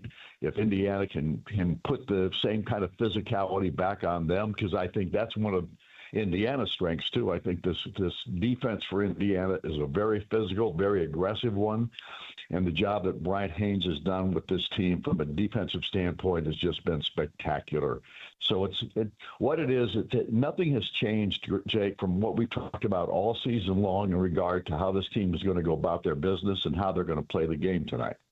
Don, let me wrap with this. I mentioned earlier, Indiana football has played 1,238 games. Tonight will be the biggest in school history. For you personally, two-part question. The first is, do you get nervous? Generally speaking, I don't get nervous in the sense of, doing the broadcast. No, I don't get nervous doing a broadcast anymore. I'm past that point. I know exactly what I'm doing, and I do things so much the same way, game in and game out. It's probably boring to our audience in some respects because I don't change anything, and I try not to change anything because I don't want to screw it up if I do. So all I can tell you is I don't really get nervous in that standpoint. I do get nervous from the standpoint that I've been around Indiana for 53 years, and I know what the expectations have been for the most part. And when we've had our most expectations for some things to go right for Indiana, they haven't. But back with Curt Cignetti again this year, they've gone right every single time. So all I can do is I'll be a little bit nervous in that regard, but I'm still believing that this guy is the best coach I've ever been around. And without question, I think they're going to win the national championship. Now, Don, several people, you know this, I know this, and I know you know it as well. I know what Don Fischer means to Indiana football, to Indiana basketball, just to Indiana sports in general, and to the Indiana sports landscape for IU fans. Don Fischer is synonymous with Indiana athletics for an entire era and generation of Indiana sports. But what does this Indiana football team mean to Don Fischer? All it means to me in the sense of what we've seen this year and last year is that we finally have a program that has gotten to the level of which we all hope for attainment at some point in time during all these years we've been watching it. So this team, without question, has been the most successful, and it's probably going to be my favorite team of all time. If they win, will you cry? Please, you need to cry. Can you cry on air? If they win, can you cry on air? I mean, it'll be representation of the entire state. Can you get it done? Well, here's the thing, Jake. You continue to put these emotional thoughts in my brain, and naturally, therefore, I'm going to blame you if I do cry in the air tonight. No, Don, listen, it's only natural. That's my point, Don. Like it is. Kidding aside, flippancy aside. I think if you put true serum in any of us, we didn't think until maybe this time a year ago that this was even ever going to be a possibility or something we'd see. Right. And here we are, right? Yep, we're right there at the cusp of it all happening here this evening. And like I said, I mean, look, I had tears coming down my eyes when we won a national championship in 1976. So being emotional at the end of a game is not new for me, especially when you're and I'll tell you the other times that it's happened has been mostly in basketball, because of what you've watched and the kind of perfection that Bob Knight brought to the table as far as the 76 team, and then even winning 2 national championships in 81 and 87. But we've never seen it like this in football. And the last time I really had tears in my eyes from a football perspective was in 1987 when Indiana beat Ohio State in Columbus, and did it when nobody thought it could happen. And they'd lost, I think, 31 or 32 straight ball games to Ohio State. and they beat them in Columbus that day, and they carried Bill Mallory off the field. And I didn't cry, but I literally had tears running down my cheeks. I think that was 38-10. I could be wrong in the score. But the two guys that were teary-eyed at the end of that game, Don Fischer and Earl Bruce. We know that much. That much we know, right? Mine were happy tears. His were not. His were of despair. That's correct. Ohio State history, if you remember. I remember. Oh, yeah. I remember it well. Trust me. Don, Yeah. I can't wait for tonight and to hear the call. And listen, I hope you're able to soak it all in and enjoy it. I know, obviously, you had to do basketball, and then, you've got to then get out of there fairly quickly because you've got basketball tomorrow as well. So it's going to be a busy, busy time, but I think adrenaline's going to carry you through and probably joy as well. But we shall see. But I certainly appreciate the time, as always, over the course of the season. Thanks for having me, Jake. I appreciate it, bud. Don Fischer, the voice of the Indiana Hoosiers, who will be on the call tonight.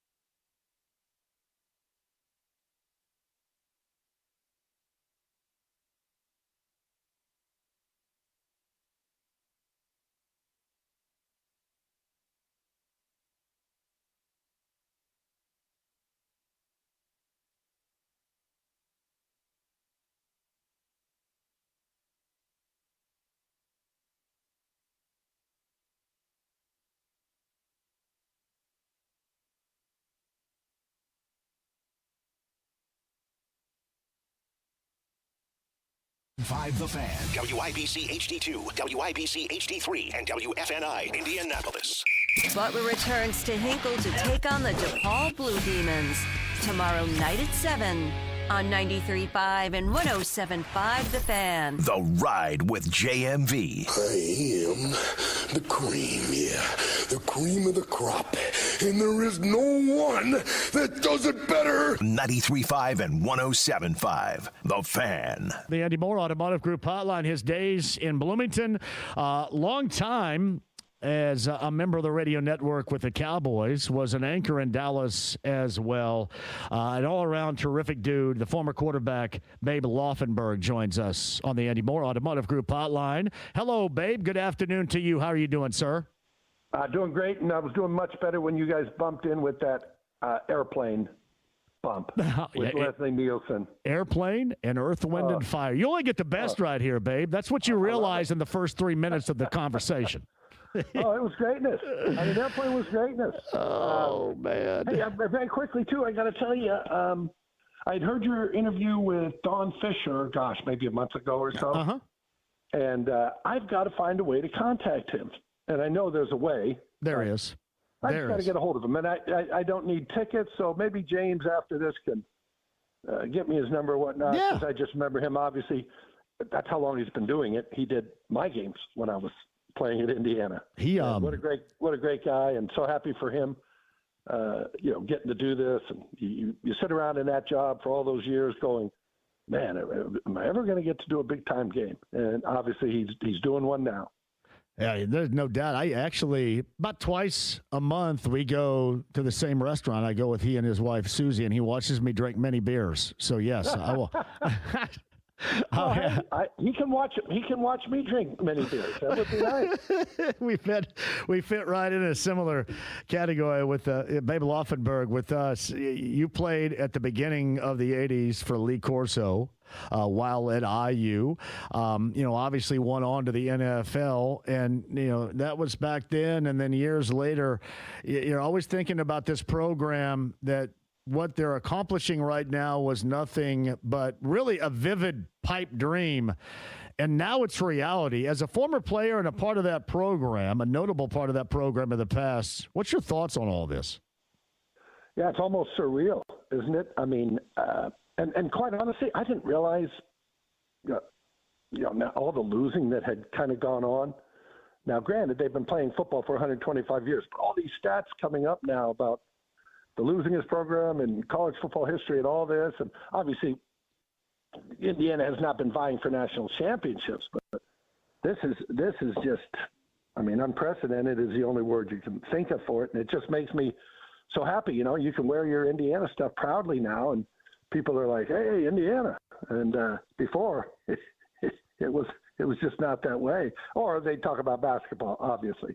But it's been fantastic. And, just watching what this team has done, and Kurt Signetti, and I do the Cowboy games obviously on Sundays, so I may be, we're on the charter. I'm traveling on a Saturday. I don't get to watch all the college football games, but I do make it a point to try to watch Indiana, and they're just a machine. I mean, the world is finding out just how well coached they are and what a solid football team it is, but they are fun to watch.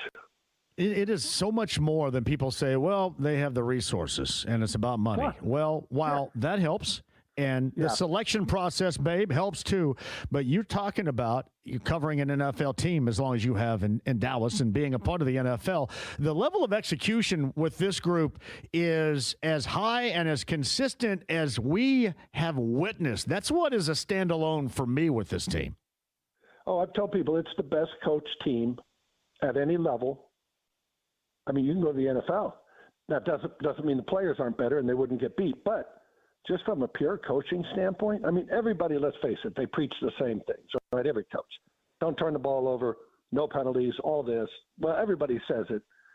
How do you implement it in such a fashion that your team actually does it? And that's what they do. I was able to go to the Rose Bowl this year and, obviously watch the demolition of Alabama. It was so great, too, guys, because, as we saw in the last game as well, 80% of the crowd at the Rose Bowl were IU fans.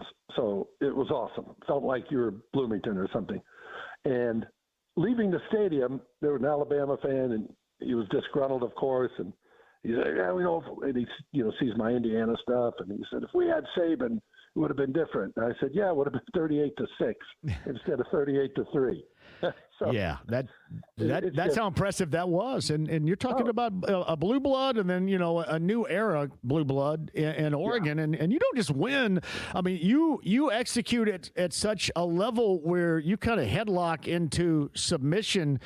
One team that in Alabama, but this Oregon team also, had the fact that they had revenge. They were already beaten by IU back in October. And to do what IU did, it's simply just been amazing. And to me, it is one of the better teams through 2 games of this playoff, one of the better college football teams that we have seen. And we'll see where we go with this coming up on Monday night with our matchup with Miami. Yeah, and I know, obviously, LSU was kind of that. Yeah. Maybe the most dominant team that we've seen with Joe Burrow and Jamar Chase in that group. But this team does not have 5 or 6 first-rounders going out, which makes it all the more impressive as to what they're doing. I mean, you guys are there. You know it. You see it. I remember I read an article in the Indianapolis Star because I got to thinking for the Big Ten championship game. I said, I wonder how many 4-star and 5-star these guys have. Anyway, so I go, Indianapolis Star had a story on it. And again, you guys are aware of this, but Indiana was starting 8 0-stars coming out of high school. So while people say, well, they're spending money, well, yes, but these are not the cream of the crop from all these graduating classes, and it's just I think it makes it even more fun because it's not like you're saying, well, this team is just loaded with talent. And obviously it's a talented team, but you're beating teams theoretically to have more talent. And I will tell you very quickly, a good buddy of mine got him, Cody Winstead. He is now a producer at ESPN. So I was the CBS sports anchor here for 17 years, TV. Anyway, he was an intern for us, then he became a part-time producer, then a full-time producer, and great kid, great producer. Obviously he's at ESPN now. Anyway, how about this, guys? So he went to Ohio State, huge Buckeye fan. Well, he's on assignment this week in Bloomington. So tell me that doesn't pain him knowing as a Buckeye, we just knocked their team out of the Big Ten championship game. Then they get beat. Now he's got to go cover my Bloomington team. I love it. And this is why, Babe, this is more than, and I've explained it this way, more than just the little engine that could, more than just the 83 NC State run in the NCAA tournament. This is a real thing, and this is year number 2 of this real thing, and it doesn't look like it's slowing down anytime soon with how the landscape is in college athletics right now and what you need to do, what you need and how you need to perform and the decisions that have to be made to put you at this level. That's what IU has going for with that football program right now. No question. And obviously they got Josh Hoover. I've seen Josh Hoover, the quarterback that's coming from TCU. I live in Dallas. TCU is in Fort Worth, 20 miles away. So I've seen a lot of Josh Hoover. So they're starting to get these guys. And I do think, once you start winning, you can sell that. The old thing is you can sell hope or performance, right? And not before you could sell hope. Hey, I think we're going to be good. I think we got this. I think now you just say these kids are looking at Indiana going, yeah, I think I want to be a part of that. It's fantastic. And here's my thing too. If I'm a university athletic department AD, I'm a president of a university. I'm an NFL owner. I'm an NFL GM. How did the world miss on Curt Cignetti? And I don't have the answer. It's a rhetorical question. But I would dig into that and just say, okay, what about this guy was missed by all these other teams? Because clearly this isn't a fluke, what he's doing and how he gets his team to play. It's just been so much fun. It's Babe Laughenberg, the former Hoosier on the Andy Moore Automotive Group hotline. I got a couple more things to ask, but first, you brought up Hoover. Is there much to be compared? Because you start with Rourke, and then you go to what we have seen with the Heisman Trophy winner and Mendoza, and then obviously Hoover is a guy that they brought in out of the transfer portal from TCU. Right. What have you seen of him? What type of caliber quarterback would Hoosier fans expect to see? Oh, he's a very good player, talented guy. I turned it over a little bit. turned it over a little bit this last year at TCU, which is something that obviously he's not going to go over real big when he gets to Indiana, but they'll coach him up. And it's funny because Mendoza, when we signed Mendoza, can I say we? I think I can. Yeah, you are. You played there. Yes, you absolutely can. When we signed Mendoza, I don't think anybody said, "Oh my God, they got Fernando Mendoza. Here comes a national championship. Here comes a Heisman." But obviously, he made great strides there. So now you just hope the same thing happens with Josh Hoover. Again, really good player at TCU, but maybe he's ready to take that next step forward. Well, and the thing what Cignetti did with Mendoza was when he came in at Cal, he ran for his life. He turned it over. The offensive line was terrible. And he talked about being in spring football, and he still turned it over too much there where he was a little bit skeptical about what was going on with his game at that time. But what Cignetti and company did, they brought in a talented offensive line. And that's the first thing Don Fischer said to me in the summer. He said that the most dramatic thing you're going to see out of this group is just how much better this offensive line is going to be to allow the offense and Mendoza to be who they believe they can be. And that is absolutely 100% been accurate. Yeah, that's a big part of it. You can get skill guys, the occasional skill guy, and Indiana's had them, but you need 5 guys up front. Right. So you can have one good receiver, really good receiver that can kind of carry your team a little bit, or that good running back. Anthony Thompson obviously was years ago, that guy. But it's great if you got 2 offensive linemen, but guess what? We need 3 more. And I do see that as a difference, able to play in the trenches with these teams that in the past they really weren't able to. So, Babe Laughenberg, before I let you go here, your path to get to Bloomington, back in 1980, was kind of like the path you see out of a lot of current college players, because you were, you had Palo Alto, Burbank, I think is where you grew up, right, in Southern California, Palo Alto to Columbia, and then to Bloomington. How would all that transpire, and how much did you enjoy your time in the early 80s playing for Lee Corso in Bloomington? Oh, I very much enjoyed it. But let me say quickly, I always tell people I was in the transfer portal before they had one. But I go to Stanford, and Bill Walsh recruited me there. And my freshman year, I'm there with Bill Walsh. What better person to learn the passing game from? Walsh goes to the 49ers, and then the next year, John Elway comes in as a quarterback. So I always tell people if I was smart enough to get into Stanford, I was smart enough to know when to leave. So when Elway got there, I said, oh, this doesn't look so good for me. So anyway, I went to junior college to play to get my eligibility at that time. So USC, I'll be very quick here, but USC was my second choice coming out of high school. If I transferred from Stanford to USC, you had to sit out 2 years, interconference, and you could not be on scholarship. And of course, SC private school, we didn't have the money to do that. So at any rate, I go to junior college. Coach Corso comes and recruits me at Pierce Junior College, which is in Woodland Hills in Los Angeles. And I very much enjoyed it. And it's funny, I just talked to Coach a couple days ago, and we talk every 2-3 weeks. Coach Corso and me, about 10 minutes, and we just catch up. And it's funny because at the end of every conversation, he always says, Babe, I love you. And I say, Coach, I love you. He wasn't saying that when I was playing for him, okay? There was not a lot of, you throw 4 interceptions and you get beat. Hey, Babe, I love you. I never heard that, but I hear it now. But no, I love Coach. He's great. He's, you guys probably know him, and just what you see, and he's been so great for the game of college football. I mean, I really believe that he has helped the popularity of college football with that game day show and just his presentation of it as entertainment and not just a guy going up there with the X's and O's. I will tell you very quickly, though, people mistake his sense of humor for a lack of competitiveness. He wanted to win as much as anybody when he was coaching. And he was a great player himself at Florida State. But, people see the sense of humor and think, oh, was he just happy-go-lucky when you were playing for him? I'm like, that's not the same guy I saw. Now, you said you speak with him every 2 or so weeks. Is that what you said, or every week? Yeah, every 2-3 weeks. Yeah. Something. Yeah, we've kept a dialogue going for many years, and I always enjoy it. Now, when he was on College Game Day, when they come in to do Texas OU game or something like that, I'd always see him, and they did the Doak Walker Awards. He and Herb Street and Fowler would always be there for the presentation of that, so I'd always go see him there. And matter of fact, I'm going to get down here in the off season and go see him. He lives in Orlando, and I'm going to go down and just see him. He doesn't travel, obviously, like he used to. So I'm going to go down and see him, and we'll have a cup of coffee. Are you going this weekend to Miami? I am not.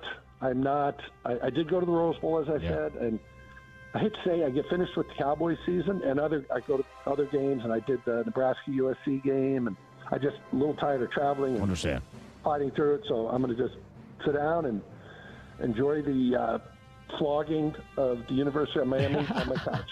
I tell you what, if you don't mind, we're going to reach back out and get you back on next week if you're okay with that. I would love to talk about the victory. I'd be happy to. Yeah, and Babe, thank you very much. I absolutely enjoyed the conversation more than you know, and let's do it again next week. Okay, thank you. And remember, I'll get James, the producer, get me a little Don Fischer number. You got it. Thank you, Babe. Thank you, guys. Babe Laughenberg on the Andy Moore Automotive Group hotline. That was really good. Jewelry Graham. Hi, I'm Brian, your friend and jeweler at Shane Company. We have just the right gift for your sweetheart this Valentine's Day. Any style, any budget. Like heart-shaped necklaces, birthstones, or hand-matched diamond studs. Getting engaged? Create a dream ring and choose from natural and lab-grown diamonds in all shapes and sizes. Come see us in store or at shaneco.com because a friend wants you to win Valentine's Day. Shane Company, your friend and jeweler. The biggest sale ever in celebration of the new year, courtesy of Zero Res Indy. Zero Resified, it is that time of year. Start your freshest year yet, clean 2025, right out of your home. 3 rooms starting at $119, plus a free hallway. Take 15% off regularly priced services, air ducts, upholstery, area rugs, tile, hardwood, and more. And Lord knows the Bowen family needs it with plenty of spills on that carpet. Visit ZeroResIndy.com or call 317-388-5141. Tell them the fan sent you. Window Nation customers have been singing our praises for years. With fast, local service and a 96%